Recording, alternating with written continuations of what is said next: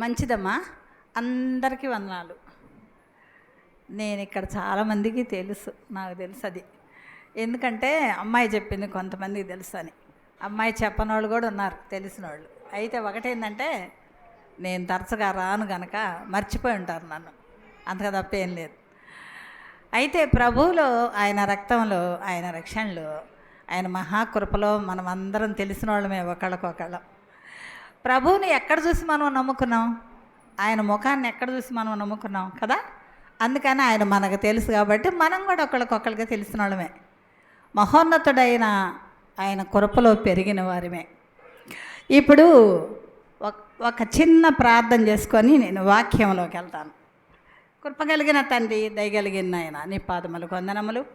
నీ ప్రేమ ఉన్నతమైంది ప్రభా. మహోన్నతుడివి నాయనా, బలవంతుడు అయిన దేవుడివి, శక్తి కలిగిన దేవుడివి, మహోన్నతుడైన దేవుడివి, సర్వ సంపూర్ణమైన సృష్టికర్తవు, సర్వేశ్వరుడివి, సర్వాధికారివి నా ప్రభా. అలాంటి నీ దేవుని సన్నిధిలో మేము నిలబడ్డాం. ఇది ఆషామాష అయినటువంటి సంగతి కాదు. నీ కృపలో ప్రభా మేము నిలిచామంటే భయము, వణుకు ప్రభా నా తండ్రి, మీ సన్నిధిలో మేము ఉన్నామంటే నీ బిడలంగా మాకిచ్చిన మీ అర్హతను బట్టి మీ పాదములకు వందనాలు నా ప్రభా. నేను మరి ముఖ్యంగా నిలబడి మీ వాక్యాన్ని చెప్పాలంటే ప్రభా, నా యొక్క హృదయంలో మీరుంటే తప్ప నేను చెప్పలేను. నా నోటికి మీరు కాపుదలుంటే తప్ప చెప్పలేను. నా నాలుకను మలిచే దేవుడు కనుక మీ పాదములకు వందనములు. చెప్పే రెండు మాటలైన ప్రభా ప్రతి హృదయానికి హత్తుకోవాలి, నా హృదయానికి కూడా హత్తుకొని పని చేయాలి. మేమందరం ఒకటిగా ధ్యానించి నేర్చుకొని విని ప్రభా నీ సన్నిధిలో మేలు పొందాలని, ఆ మేలును మీరే కలుగు చేయాలని, మీ యొక్క ప్రభావ మహిమలో ఉన్న మీ యొక్క కృప కలిగిన పరిశుద్ధాత్మ ఆవరింపును ఇక్కడ ఉంచమని బ్రతిమాలుకుంటూ, మీ ఆవరింపులు మేము బ్రతకాలని, మాట్లాడాలని, ఊపిరి పీల్చుకోవాలని మీకు స్తోత్రం చెల్లిస్తూ మా ప్రియప్రభు అయిన యేసయ్య పేరట ప్రార్థించి వినయమై వేడుకుంటున్నాము తండ్రి, ఆమేన్.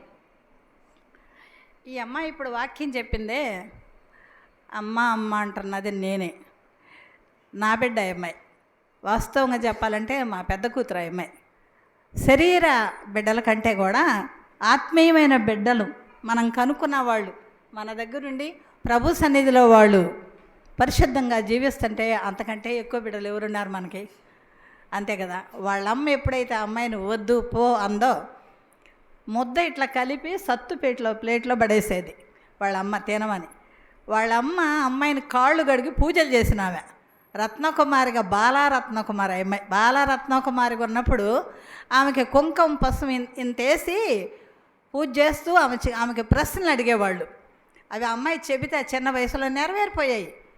దేవునికి ఎంత శక్తి ఉంది. అందుకే దావీదు మహారాజు అంటాడు, నేను యుద్ధశూరుణ్ణే కానీ ప్రభా నాకంటే యుద్ధశూరుడిగా ప్రభావాన్ని ఈ లోకంలో కలిగి ఉన్నవాడు సాతాను. అతనికంటే కూడా మహాధైర్యశాలివైన బలాఢ్యువైన యెహోవావు మీరుంటే సాతాను నన్నేం చేయలేడని అన్న మాట ప్రకారం నిజం. సాతానుకు కూడా కొన్ని శక్తులు ఉన్నాయి, అది మనం తెలుసుకోవాలా. అలాంటి శక్తుల్లో అమ్మాయి పెరిగింది. ఆ తర్వాత అమ్మాయిని వెలువగలిగిన ఒక మున్సిపు గారు, కర్ణం గారు అంటారే, వాళ్ళ కుటుంబాల్లో ఇచ్చారు. వాళ్ళు ఎవరంటే టంగుటూరి ప్రకాశం పంతులు గారు ఇంటి పేరు కలిగినోడు, టంగుటూరు వాళ్ళ ఇంటి పేరు. అలాంటి కుటుంబంలో ఉంది. వాళ్ళు పూజలు ఆ గుళ్ళో చేస్తే మిగిలిన వాళ్ళు అర్హులై ఉంటారు. ఇంత విలువ ఉంది వాళ్ళకి. వీళ్ళు బాప్తిస్మం అప్పుడు నేను అక్కడికి వెళ్ళిపోతే, బాప్తిస్తాల దగ్గరికి కోట్లింగరావు అన్నని మీ అందరికీ తెలిసేమో తెలియపోవచ్చు, చాలా పెద్దవాడు, మన సంఘాల్లో వాడబడ్డవాడు. అన్న కూడా వచ్చారు. అన్న వచ్చి చూస్తే అమ్మాయి అన్నాడు నన్ను. అన్న అంటేను, ఎక్కడ పట్టి ఈ చేపలు నీకు అన్నాడు. ఏం చేపలు అన్నా అంటే, వీళ్ళే ఏ వల వేసేవను నేను కాదన్నా, జీవాధిపతి అయిన ఆయన వేసాడు వల, నాకే చేత ఉంది. ఆయన కృపలో వాళ్ళు ఆ వల్ల చిక్కుకున్నారు. ఇంకా బయటికి పోయే సాధనాలు మాత్రం కాదన్న వాళ్ళు దేవుడికి వాడబడతారు అన్న. చాలా సంతోషంగా ఉందమ్మా నాకు. ఈ కుటుంబం నాకు తెలుసు కానీ ఒక్క రోజున వాళ్ళకి వాక్యం చెప్పలేకపోయాను నేను. దేవుడు నీకు ఇచ్చాడు అవకాశం అన్నాడు. అందుకని నన్నేం కనపరచలా. వాళ్ళందరూ నన్ను తిట్టారు. అడగండి, ఎంతో గొప్ప వాళ్ళు ఎన్నో మాటలు చెప్తారు కానీ ఆ మేడం గారు వాక్యం చెబితే నువ్వు నమ్మాలని ఉందా, నీకు దేవుడిని తెలుసుకోవాలని ఉందా, వదిలిపెట్టేసాయి అన్నారు. కానీ వాళ్ళే ఇప్పుడు నన్ను ప్రేమిస్తారు. వాళ్ళందరూ ప్రేమిస్తారు. వాళ్ళ అమ్మ కానీ, వాళ్ళ అన్నయ్య కానీ, వాళ్ళ అక్క చెల్లెలు కానీ మొత్తం ప్రేమిస్తారు నన్ను. మన ఇంటికి వస్తుందని తెలుసు, మన ఇంట్లో తింటుందని తెలుసు, పడుకుంటుందని తెలుసు. మన అమ్మాయి అని వాళ్ళకి తెలుసు. ఇక మన అమ్మాయి వాళ్ళ అమ్మాయి కాదు ఆ అమ్మాయి. అందుకని అవి తెలిసి వాళ్ళు చాలా సంతోషపడతారు. ఎందుకు ఈ మాటలు వాక్యానికంటే ముందు చెబుతున్నానంటే, మనం నమ్ముకుంటే అట్టుండాల. గుర్తుపెట్టుకోండి, మనం నమ్ముకుంటే అట్టుండాల. మనం నమ్ముకుంటే ప్రభు అలాగ జీవించాల. అది మనల్ని ప్రభు కోరుకుంటున్న విషయం. బంగారు నగలు అంద అమ్మాయి, నేను కూడా బంగారు నగలు పెట్టుకోను, చిన్న వయసు నుంచే పెట్టుకోను. బంగారు నగలు పెట్టుకోకపోయినంత మాత్రాన పరిశుద్ధులు కారు అని నేను అన్నాను. బంగారు నగలు దేవుడు ఎవరికి ప్రేరేపణ కలిగితే తీసేస్తారు, ప్రేరేపణ కలగకపోతే ఆ విషయం వచ్చి వాళ్ళకి తలంపుకు వచ్చే వరకు వాళ్ళు పెట్టుకుంటూనే ఉంటారు. అందుకని దేవుని తృణీకరించకూడదు, దేవుని బిడ్డలు కాదు అనకూడదు. ఒక చిన్న సంగతి, ఈ అమ్మాయిని అన్నాడంట వాళ్ళ భర్త, నువ్వు ఆ కమ్మలు ఎందుకు పెట్టుకుంటున్నావు, దేవుడు నమ్ముకుంటే తీసేయాలి కదా అన్నాడంట. అదేందయ్య అట్ట అంటావు, కమ్మలు తీసేస్తే దేవుడు నమ్ముకోడు. అమ్మాయి గట్టిదే కానీ అన్నప్పుడు నా దగ్గరికి వచ్చింది. అమ్మా చిన్నదైనా అనుమానం తీర్చుకుంటుంది. అమ్మ నన్ను కమ్మలు నాకు కూడా తీసేయాలంది, కానీ సొసైటీలో గౌరవం ఉండదేమో, ఏం పెట్టుకోకపోతే అందరూ అవమానంగా చూస్తారేమోనని నేను తీయట్లేదమ్మా. దీనికి సమాధానం చెప్పండి. నేను చెప్పనన్నా, ఎందుకని అంది. అది నీ సొంత విషయం. నీతో పరిశుద్ధాత్మ దేవుడు ఏం మాట్లాడతాడో అదే చెయ్యి. పరిశుద్ధాత్మ దేవుడు నువ్వు అవి తీసేయమ్మా, వద్దు నీకు అక్కర్లేదు అవి అని అంటే అవి తీసేయి, లేకపోతే పెట్టుకో అన్నా నేను. అంటే అదేనమ్మా అంది. అంతే నీ భర్త అన్నంత మాత్రం తీసేయొద్దు, నేను చెప్పింది తీసేయొద్దు, నీతో దేవుడు మాట్లాడాలి, అప్పుడు తీసేసుకో అన్న. ఈ అమ్మాయి అంటే వెళ్ళి తర్వాత అన్నీ చెప్తుంది కదా, ఓ చెట్టు కింద కూర్చొని ఆలోచించుకుంటా ఉందంట.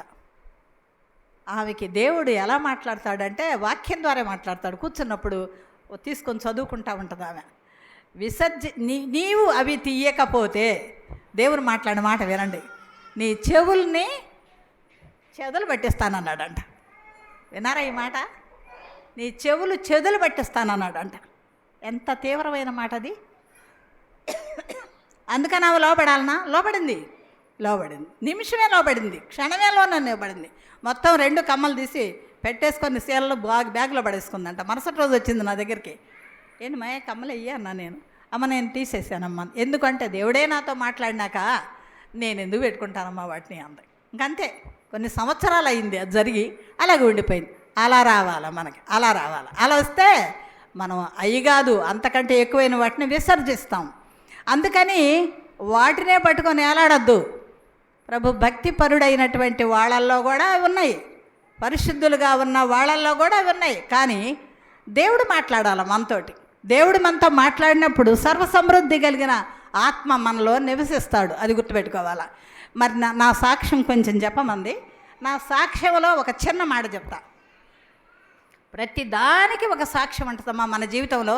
దేవుని నమ్ముకుంటే, మా నాన్నగారు పోలీస్ డిపార్ట్మెంట్లో పనిచేసేవాళ్ళు, మా అమ్మ హౌస్ వైఫే. నేను వాళ్ళకి ఒక్కదాన్నే అమ్మాయిని. నన్ను చాలా గారాబంగా పెంచారు. మా నాన్నగారు మా అమ్మగారు ఉన్నప్పుడు అది చాలా సాక్ష్యం. అమ్మాయి అన్నట్టే చాలా టైం పడుతుంది, కానీ నేను చెప్పట్లేదు. అది మేము విగ్రహారాధికులం, పూజలు చేసేవాళ్ళం. బ్రాహ్మణులు కూడా చేయరేమో అట్లా చేసేవాళ్ళం మేము. మా అమ్మ ఒక పెద్ద పవిత్రురాలు, మొఖానంతా పసుపు పూసుకొని ఇంత బొట్టు పెట్టుకొని పొద్దున్న లేవగానే ఆ పని చేసి వెళ్ళి మా నాన్న కాళ్ళకి నమస్కారం చేసి అప్పుడు చీపురు తీసుకొని బయటికి వెళ్ళేది. ఊడ్చి కళ్ళాపు కొట్టి ఇంట్లోకి ముగ్గేసుకొని ఇంట్లోకి వచ్చేది. మా నాన్నకి దండం పెట్టందే ఉదయాన్నే ఆమె ఏ పని చెయ్యదు, నిష్ఠాగరిష్ఠురాలు ఆమె. సోమవారం సాయంత్రం, శనివారం ఉదయాన్నే టెంకాయ కొట్టి పలహారాన్ని అందరికి పంచేది. పిల్లలకి ఎవరన్నా పక్కల వాళ్ళకి అందరికి కూడా పంచేది. ఆమె 3 దేవతలను పూజ చేస్తుంది. ఒక దేవుడు కాదు, 3 దేవతలను పూజ చేస్తుంది. నేను ఎరిగిన తర్వాత మా ఇంట్లో ఇన్ని ఫోటోలు ఇన్ని మొత్తం గోడలకి ఇట్లా పెట్టుంటాయి, చుట్టూ పెట్టుంటాయి.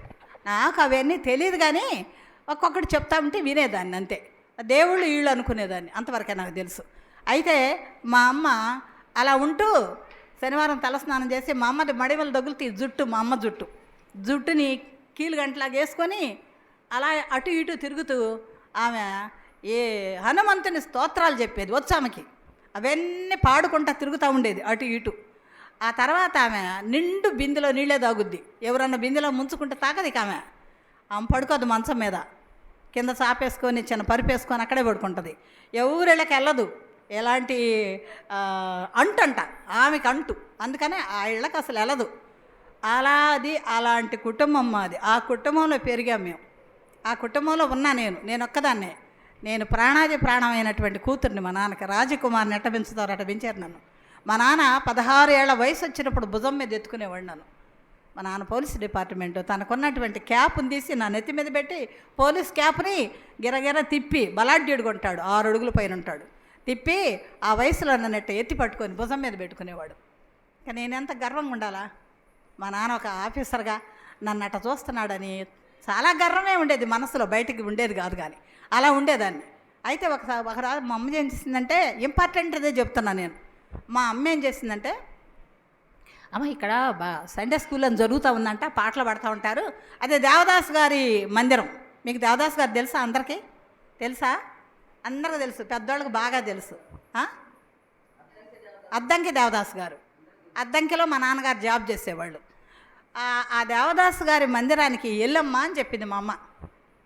మా నాన్న వద్దంటారని నాకు తెలియదు, అసలు ఆ భేదం తెలియదు అసలు నాకు. వెళ్తానమ్మా అన్న. సండే స్కూల్కి పరిగెత్తుకుంటా పోయా. అప్పుడు నాకు 9 సంవత్సరాల వయసు.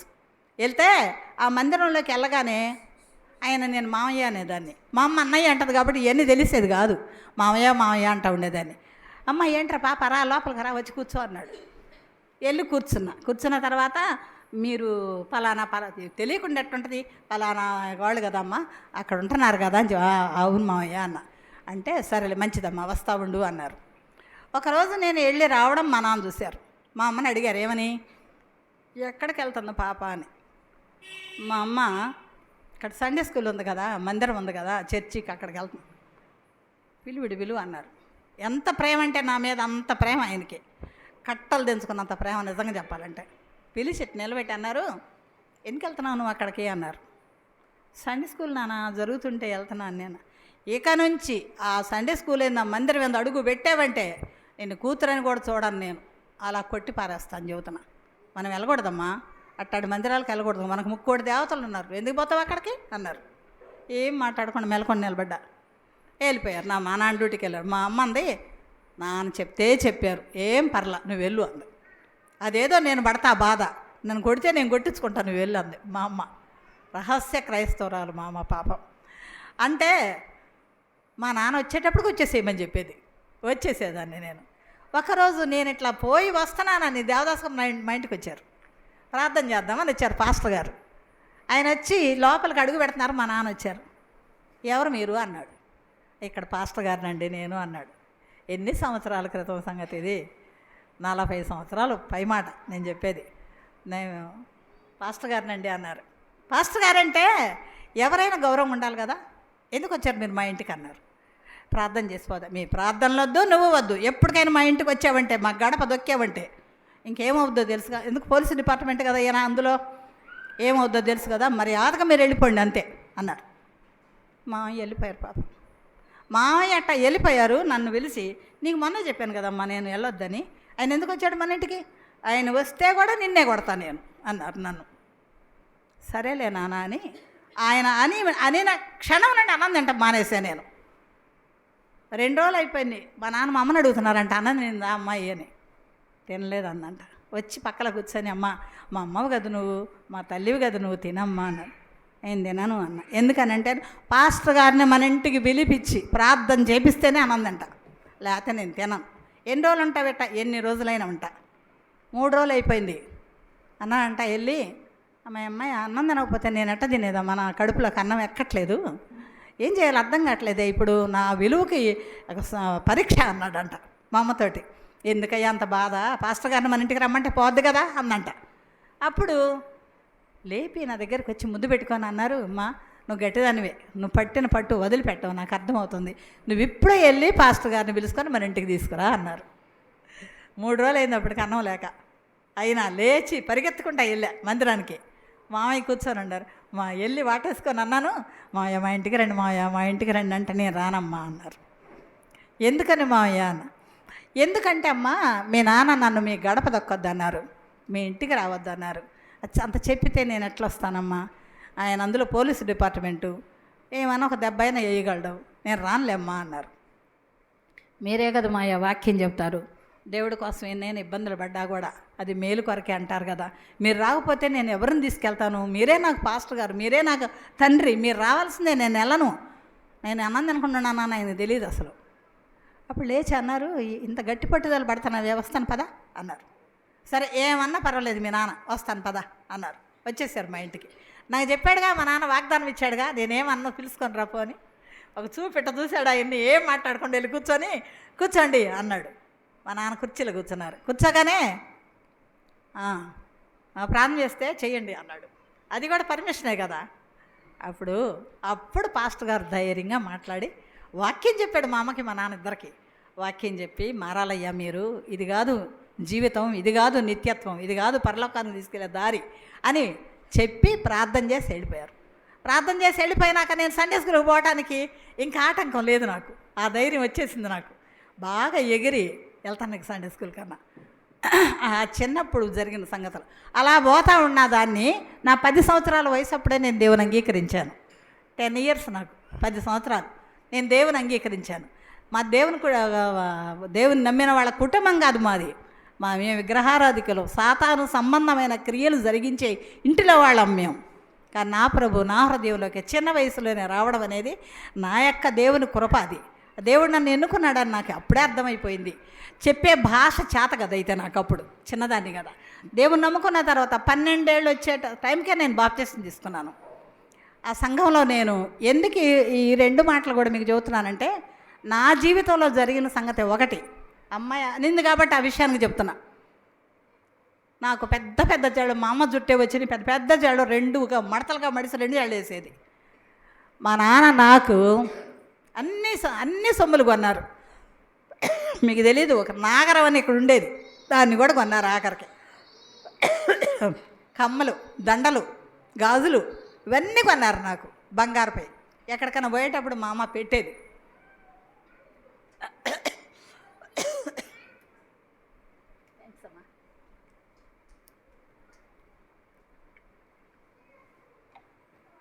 అలా పెట్టుంటే నేను బాప్తిసం తీసుకున్నాను కదా, మందిరానికి వెళ్తుంటే జార్జి గారు అని, నర్సరాపేట జార్జి గారు, పాతోళ్ళకి తెలుసు, ఆయన ఇప్పుడు చనిపోయారు అనుకుంటా.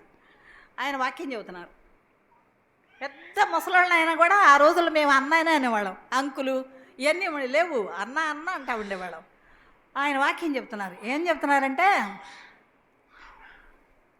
మేడ మిద్దెలు ఎన్నున్నా, చెప్పండి అమ్మా, వచ్చిన పాట కదంటమ్మా, ఎందుకు పాడరు? ఇంకొక వచనం పాడతా, వచ్చేది నాకు ఆ పాట అంతా వచ్చు నాకు. అందచందాలెన్నున్నా అందలముపై కూర్చున్నా, అందచందాలెన్నున్నా అందలముపై కూర్చున్నా, సుందరుడు ప్రభు లేకయోన్నా, సుందరుడు ప్రభు లేకయోన్నా, అందమో నాది సున్నా, అందమో నాది సున్నా అని పాడి ఆయన దాని గురించి వివరించారు. ఏం వివరించారంటే, సుందరుడు ప్రభువు నీకున్నప్పుడు అందచందాలు, ఆభరణాలు, రకరకాలుగా పెట్టుకున్న నగలు నీకెందుకు? అందలంపై కూర్చోబెట్టాడు, తన రక్తాన్నిచ్చి తన ప్రాణాన్నిచ్చి. సుందరుడైన ప్రభు నీ హృదయంలో ఉండి నీ హృదయానికి నీకు అందాన్ని ఇచ్చాడు ఆయన. అలాంటి అందం కలిగిన దేవుడు నువ్వు కలిగి ఉన్నప్పుడు నువ్వెందుకు నగలు ధరిస్తున్నావు? పబ్లిక్గా మాట్లాడాడు ఆయన మీటింగ్లో. ఆయన నా వయసు ఎంత? 12 సంవత్సరాలు.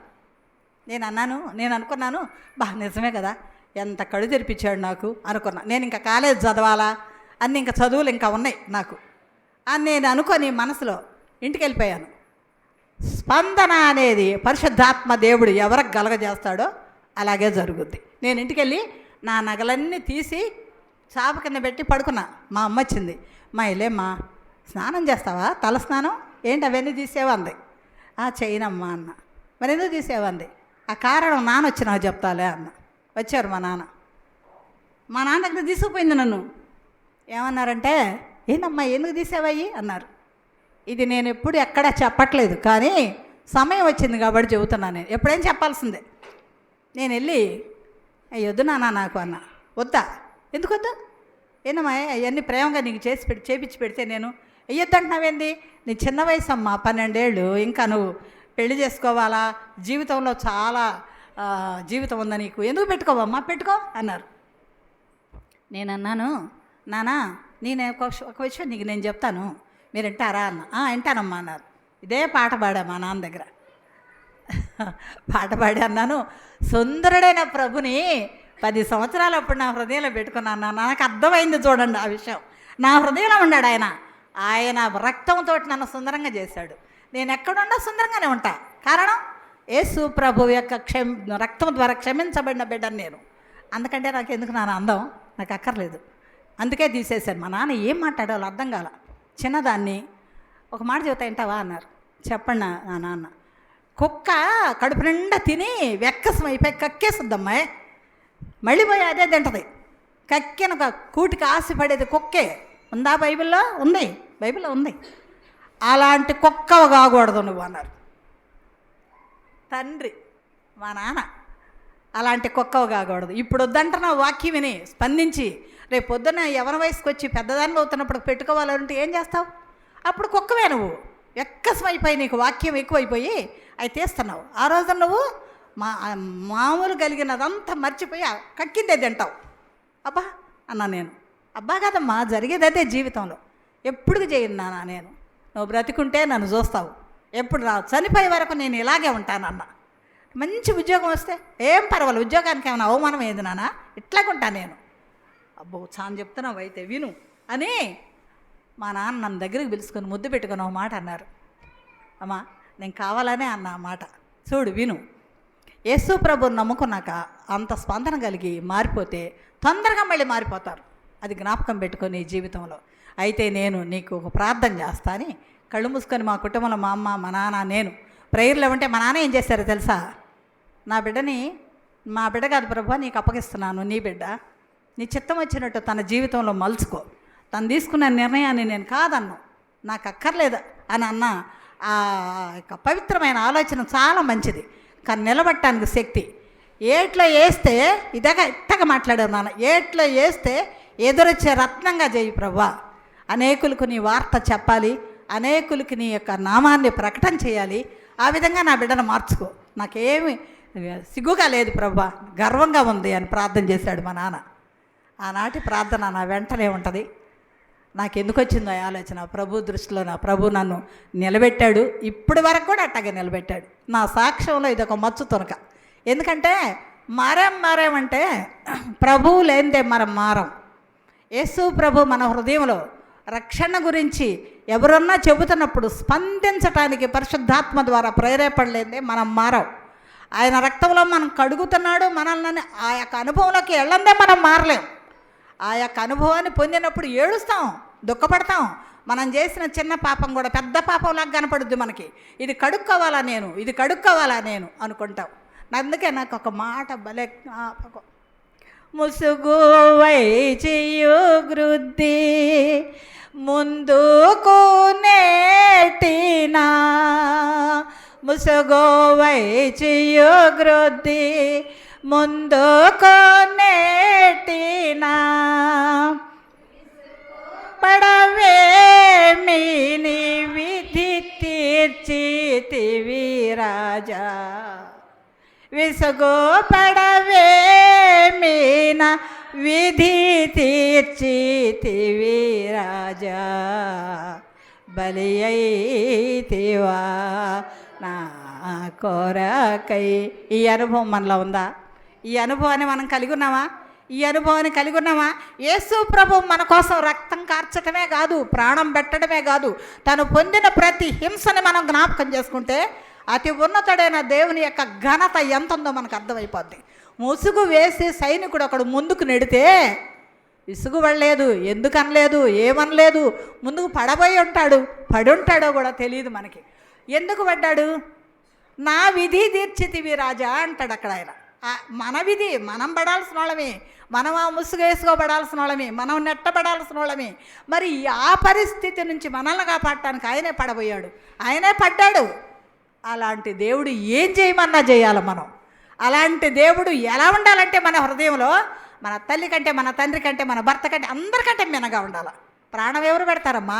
నిన్ను నన్ను ప్రేమించే భర్త ఉండొచ్చు, నన్ను ప్రేమించే తల్లిదండ్రులు ఉండొచ్చు, స్నేహితులు ఉండొచ్చు, ఎవరైనా ఉండొచ్చు. అంత ప్రాణం కొట్టబడి, ఏడవబడి, ఉమ్మివేయబడి, నీ చేత నీచమైన శిక్షను అనుభవించి మన కొరకు ప్రాణాన్ని అర్పించి సిలువలో వేలాడబడినటువంటి త్యాగం ఎవరు చేయగలరో చెప్పండి? యవనస్తులైన వాళ్ళు ఇంకా దాన్ని చక్కగా అర్థం చేసుకోవాలి. అలాంటి దేవుడు నీ యవన వయసులోనే నీకు కలిగి, నేను యవన వయసు కంటే చిన్నదాన్నప్పుడే కలిగి ఉన్నా, మళ్ళీ సాక్ష్యం లేకుండా చెప్పట్లా నేను. అలాంటి దేవుని యొక్క విలువను మన హృదయంలో ఎంతో అతి ఉన్నతంగా పెట్టుకుంటే ఆ దేవుడు మన పక్షాన ఉండడా? నిర్గమాకాండ 33వ అధ్యాయం 14 వచ్చిన వాళ్ళు అంటాడు, నా సన్నిధి నీకు తోడుగా ఉండును. ఏంటి ఆయన సన్నిధి? ఆయనే. ఆయన సన్నిధి అంటే ఆయనే మనకు తోడుగా ఉంటాడు. ఎప్పుడు? మనం ఆయనకి ఇష్టపూర్వకమైన వాళ్ళంగా బ్రతికినప్పుడు ఆయన మనకు తోడుగా ఉంటాడు. చాలా సంగతులు మనం మాట్లాడుకోవచ్చు, కానీ టైం లేదు, మాట్లాడను నేను. అసలు వాక్యంలోకే బోల. ఈ విషయాన్ని, సాక్ష్యాన్ని ముందు కొంచెం చెబుదామని చెప్తా ఆగిపోయాను అన్నమాట. అలాంటి దాన్ని చాలా మధ్యలో చాలా సంగతులు జరిగినాయి. అదొక విషాద గాథ నాది. నిజంగా చెప్పాలంటే ఎవరికి జరగకూడదలా అలాంటి పరిస్థితుల్లోకి వెళ్ళిపోయాను నేను. పిచ్చిదానిలాగా అయిపోయాను. పోలీసు డిపార్ట్మెంట్ మొత్తం వచ్చి నన్ను ఎత్తుకున్నారు, అందరు ఓదార్చారు.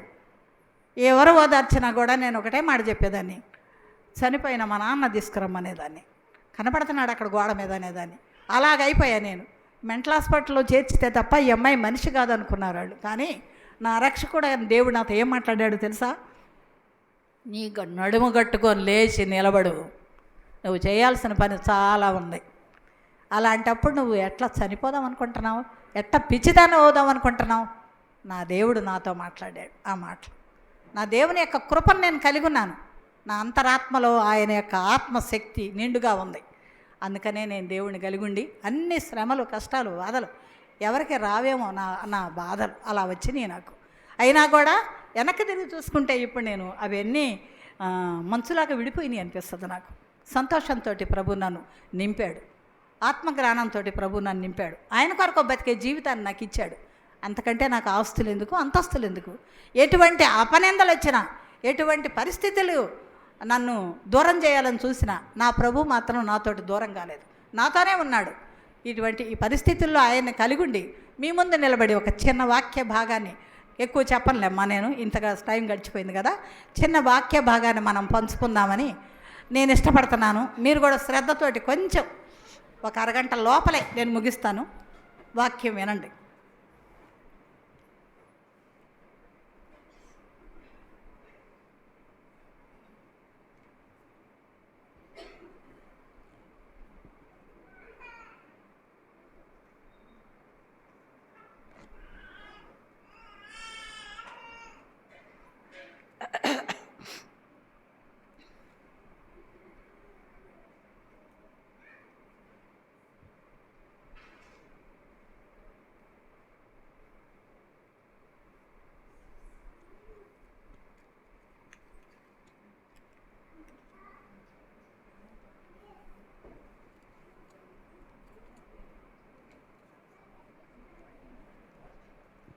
మత్తయి సువార్త తీయండమ్మా, ఇది కాదు కానీ.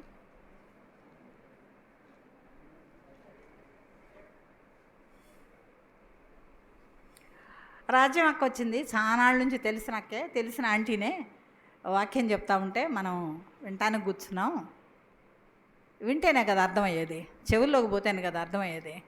వినకుండా నీ ఇంట్లో నీ ధ్యాస పాలు పొంగొస్తని పెట్టానేమో, అన్నం పెట్టానేమో, కూర పెట్టానేమో, మరి అవి చూడకుండా వచ్చానే, గబగబ వచ్చానే, గ్యాస్ లీక్ అవుద్దేమో, ఈ విషయాలన్నీ ఆడవాళ్ళకు ఉన్నాయే. ఇట్లా అనుకుంటా ఉంటే నువ్వు వాక్యాన్ని వినలేవు, 5 నిమిషాలు కూడా దాన్ని లోపలికి తీసుకోలేవు. అందుకని అవన్నీ ఉంటాయి. మనకి ముందే జాగ్రత్త చేసుకొని రావాలా, లేదా గ్యాస్ అసలు పూర్తిగా ఆపేసి దాని వెంట దించి రావాలా.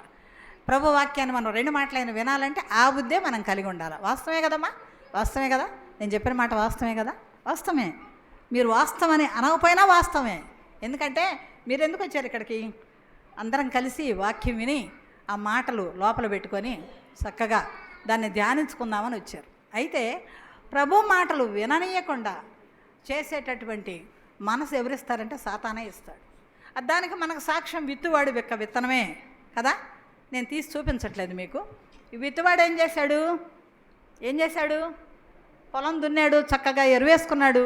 విత్తనాల్ని దాన్ని గుగ్గిలం అయ్యేది అంటారు. దానికి ఒక పక్కన ఉంటుంది, విత్తనాలు దానిలో పెట్టుకొని పోతా ఉంటాడు. పోయి ఆ నాగలతోటి దున్నినటువంటి వాటిలో విత్తనాలను పోసుకుంటా పోతాడు. దాని గురించి యేసు ప్రభు ఏం చెప్పాడు మీ అందరికి నేను మళ్ళీ చెప్పట్లేదు, కానీ 2 మాటలు జ్ఞాపకం చేస్తా. రోడ్డు పక్కన కొన్ని విత్తనాలు పడ్డాయి, ముళ్ళ పొదల్లో కొన్ని విత్తనాలు పడ్డాయి, మంచి నేలన కొన్ని విత్తనాలు పడ్డాయి, రాతి నేలన కొన్ని విత్తనాలు, 4 చెప్పాడు ఆయన కదా. ఆయన చెప్పిన తర్వాత ఆయన వెళ్తుంటే శిష్యులు కూడా అడిగారు దాని అర్థం ఏందయ్యా అని. దానికి ఆయన చెప్పాడు, ఏమని చెప్పాడు, దారి పక్కన పడ్డ విత్తనాలని అందరూ దొక్కుతారు, ఇష్టం వచ్చినట్టుగా పడిపోయి ఉంటాయి. అయితే ఆ విత్తనాలని కాకులు, పిట్టలు, పక్షులు వచ్చి ఎత్తుకుపోతాయి, తింటే ఉండవు. బండ నేలన, రాతి నేలన పడిన విత్తనాలు మొలుస్తాయి, ఎక్కడో కొంచెం మట్టి ఉండి, ఆ మట్టి అయిపోయిన తర్వాత కిందకి ఏరు పోదు కనుక ఎండిపోతాయి.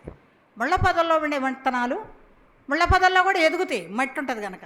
ఎదిగి అట్లా బయటికి రావాలనేటప్పటికి ముళ్ళ పొదలు వాటిని అణిచేస్తాయి. నువ్వు మాకంటే ఎక్కడికి పోతున్నావు, ముందుకి రా అని చెప్పి అణిచి పడేస్తాయి. ఇంకెక్కడ పడ్డాయి ఫలిస్తాయి, మంచి నేలన పడిన విత్తనాలు మాత్రమే కొన్ని విత్తనాలు ఫలిస్తాయి. ఫలించి ఆ విత్తనాలు మొక్కలు వచ్చి వాటి నుండి మనకి ధాన్యం వచ్చి వాటి నుండి ఆ రైతుకి లాభం వచ్చేటట్టుగా చేస్తాయి ఆ విత్తనాలు. ఆయన ఎందుకు తీసుకున్నాడు ఆ ఉపమానాన్ని చెప్పాడు, ఆయనే చెప్పాడు దానికి అర్థం కూడా. మన ఆత్మీయ అర్థం ఇదే ఉండొచ్చు అనుకోకర్లా, ఆయనే చెప్పాడు దాని అర్థాన్ని. ఈ 4 విధాలుగా ఉంటాయి, అందుకని మీరందరూ మంచి నేలన పడే విత్తనాల్లాగా ఉండాలని చెప్పాడు దేవుడు.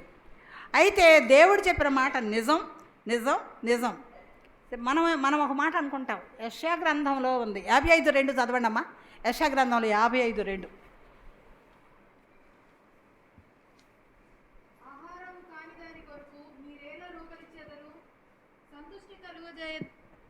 సంతుష్టి కలుగజేయని దాని కొరకు మీ కష్టార్జితంను ఎందుకు వ్యయపరచెదరు? నా మాట జాగ్రత్తగా ఆలకించి మంచి పదార్థము భుజించుడి. మీ ప్రాణము సారమైన దాని యందు సుఖింపనీయుడి. నా మాట జాగ్రత్తగా ఆలకించి మంచి పదార్థాన్ని భుజించుడి. ఇది వినుట. దేవుని వాక్యం అన్నీ మంచియే, చెడ్డైన ఏమీ లేవు. దేవుని వాక్యాన్ని, నా వాక్యాన్ని ఆలకించండి, వినండి. చెవుల్లో నుంచి హృదయంలోకి పోనీయండి, మెదడులోకి పోనీయండి. అప్పుడు మీరు మంచి పదార్థాలు భుజిస్తాడు అని అంటున్నాడు ఆయన. ఇప్పుడు మనం వాక్యం వినేటప్పుడు కూడా మన మనసులు ఏకాగ్రతగా ఉంచుకొని చిన్న మాట అయినా కూడా అదే వినాలి మనం. అదే ఆ వాక్యాన్ని మనం అంగీకరించి దాన్ని మనం ధ్యానం చేసుకున్నప్పుడు, మనం ఇంటికి వెళ్ళి వాక్యాలు చదువుకుంటున్నప్పుడు దేవుడు నీకు ఇంకా ఎక్కువ అర్థం చేసుకునేటట్టు జ్ఞానం ఇస్తాడు దేవుడు. ఆ వాక్యాలు మనం వినాలని చెప్పడం అందుకే. మరి తర్వాత శ్రద్ధగా ఆలకించాలి. అది ద్వితీయోపదేశ కాండంలో ఉంది 28:1 చూసుకోండి. తర్వాత శ్రద్ధగా ఆలకించిన తర్వాత భద్రపరుచుకోవాలి. ఆలకించాలి, చెవులతోటి హృదయానికి పంపించాలి, మెదడులో ఉంచుకోవాలి. ఆలకించిన తర్వాత దాన్ని భద్రపరచుకోవాలి. వాక్యం ఏదన్నా చెబుతున్న దైవదాసుడు ఎవరైనా సరే వాళ్ళని తేలిగ్గా చూడొద్దు. వాళ్ళు ఏం చెబుతున్నారో విని భద్రం చేసుకొని ధ్యానించండి వాటిని. దేవుడు మీకు మంచి పదార్థాన్ని భుజించడానికి ఇచ్చినట్టు ఇస్తాడు దేవుడు తప్పకుండా. తర్వాత ఈ సమృద్ధిగా మనలో నివసింపజేయాలి. ఎక్కడ అది? కొలసైలో 3:16 ఉంది. వాక్యం మనలో సమృద్ధిగా నివసింపజేయాల.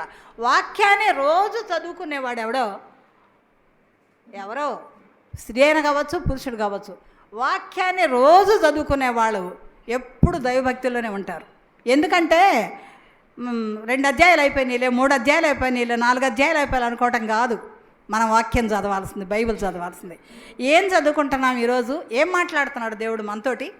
మాట్లాడిన మాటల్లో ఎంత విలువ ఉంది, అది మనకెట్లా వర్తిస్తుంది అనుకోవాలా. ఈ వాక్యాన్ని మనం భద్రపరుచుకున్నప్పుడు లోపల దేవుడు మనకు మాట్లాడతాడు, పని చేస్తాడు. దేవుడు తప్పకుండా పనిచేస్తాడు. వాక్యము దీపము, వాక్యము పాలు, వాక్యము నూనె. పరిశుద్ధాత్మతో కలిగినటువంటి వాక్యం ద్వారా మనం జీవిస్తాం. మనకి బలవంతమైన ఆహారాలు ఈ లోకంలో బ్రతకడానికి శరీరానికి ఉంటాయి, కానీ వాక్యం అనేది పరిశుద్ధాత్మ ద్వారా ఆధ్యాత్మిక అనుభవంలోకి తీసుకెళ్ళి మన తప్పుల్ని ఎత్తి చూపిస్తుంది. యాకోబు పత్రికలో ఒక మాట ఉంది, తీయొద్దు, నేను చెప్తున్నాను. వాక్యము చదువువాడు అద్దంలో తన ముఖం చూసుకొని ఏం చేసుకుంటాడంట? శుభ్రం చేసుకుంటాడు. అదే మనం అనుకోవాల్సింది కదా. వాక్యము చదువువాడు తన ముఖాన్ని అద్దంలో చూసుకొని అద్దం ఎందుకు చూసుకుంటాం? అద్దం మనం చూసుకోం. మనం అసలు ఒకసారి అద్దం ఎవరైనా మన ఇంటికి వచ్చినప్పుడు మొహం కడుక్కోకుండా బ్రష్ చేయకుండా నిలబడి మనం మాట్లాడుతూ ఉంటే వాళ్ళు మా కంట్లో పుస్తుందమ్మా తీసుకో అని అంటారు మనల్ని. అరే రే రే నేను మర్చిపోయినాయి మొహం కడుక్కోలేదు అనుకొని ఇట్లా తీసుకొని తుడుచుకుంటాం. అది నువ్వు అద్దంలో చూసుకుంటే కనబడేదిగా, అద్దంలో చూసుకోవు కదా, పనుల్లో ఉండి ఉంటాం. అద్దం చూస్తే ఎక్కడ పుసిందో లేక ఎక్కడ మచ్చలున్నాయో ఎక్కడ ఏదన్నా మసి అయిందో ఎక్కడ ఏమైందో మట్టి అయిందో చూసుకొని శుభ్రంగా మొహం కడుక్కుంటాం. పొద్దున్నే బ్రష్ చేయని వాళ్ళకి ఇది సమస్య. బ్రష్ చేసేటప్పుడు అవన్నీ పోతాయి కాబట్టి బాధ లేదు. ఆయన ఎందుకన్నాడు, ఎంత లోతైన అనుభవంతో ఎందుకు రాశాడు? అది వాక్యము అద్దం లాంటిది. నువ్వు అద్దంలో చూసుకుంటే నీ తప్పులు నీకు తెలుస్తాయి. అమ్మా సరిగా లేవు నువ్వు, అమ్మా నువ్వు సరి చేసుకో. దేవుడు వాక్యాన్ని ఇక్కడ నిలబడ్డ మనిషి ఎవరైనా చెబుతున్నప్పుడు ఇంకొక మాట, పరిశుద్ధతలో ఉండాలి నువ్వు. నేను పరిశుద్ధుడిని, మీరును పరిశుద్ధుడైండు అన్నాడు దేవుడు. ఆయన మాట ఆయన చెప్పుకుంటా మనకు కూడా చెబుతున్నాడు. పరిశుద్ధత లేనివాడు సరైనటువంటి విశ్వాసి కానే కాదు. అలాంటి పరిశుద్ధతలో మనం నివసించాలంటే ఏం చేయాలా? ప్రభు ఇచ్చిన ఆజ్ఞల్ని మనం పాటించాలా, ప్రభు చెప్పే మాటల్ని మనం వినాలి, శ్రద్ధగా ధ్యానం చేయాలి, లోపల ఉంచుకోవాలి, వినాలి, అది ఏం మాటలని గ్రహింపు ఉండాలి.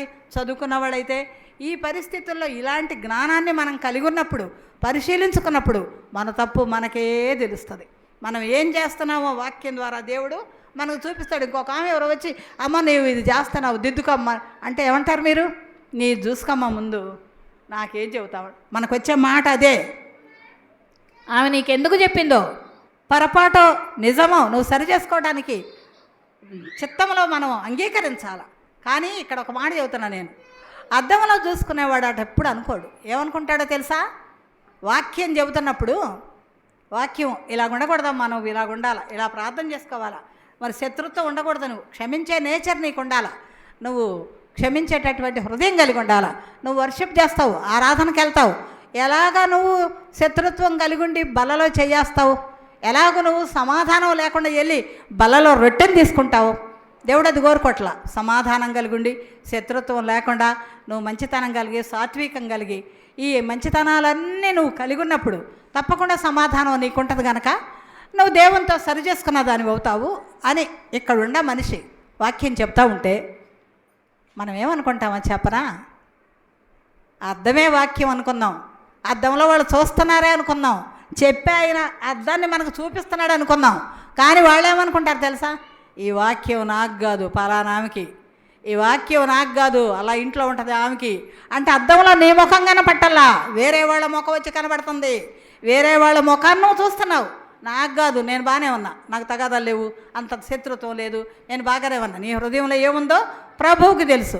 సరి చేసుకోమని ఆయన చెబుతున్నప్పుడు సరి చేసుకోవాలి. కానీ నాది కాదు ఈ ముఖం, పలాని సుశీలమ్మది, పలాని ఏదో పేర్లు, ఎంతవరకు నువ్వు సరి చేసుకోగలవు? ఈ మాట చాలా కఠినంగా ఉంటుంది. అద్దంలో వాక్యం అని ఆయన రాశాడు. ఎంత విలువగా రాశాడంటే యాకోబు తన పత్రికని మీరు చదివితే యాకోబు ఇట్లా ఫేస్ టు ఫేస్ తగులన్నట్టు రాశాడు ఆ పత్రిక, తెలుసా?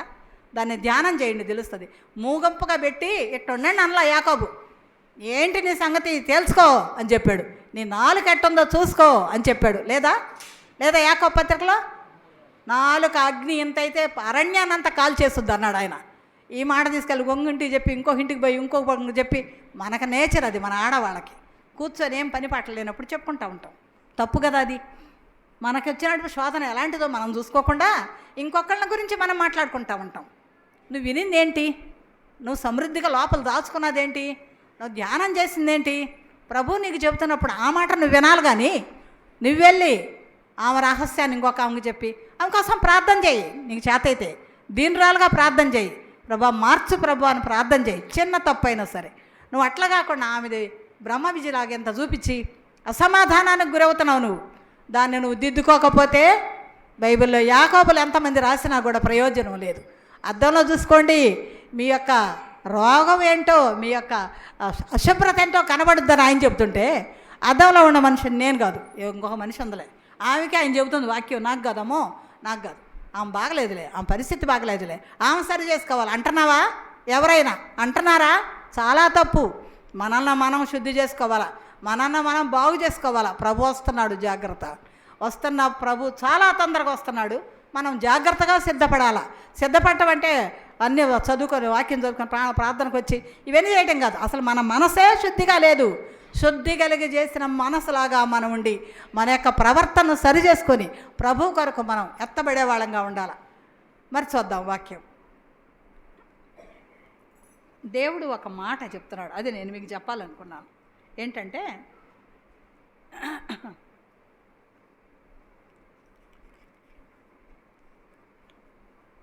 మేము చిన్నప్పుడు వాక్యం వినేటప్పుడు చాలా బాగా వినేవాళ్ళం.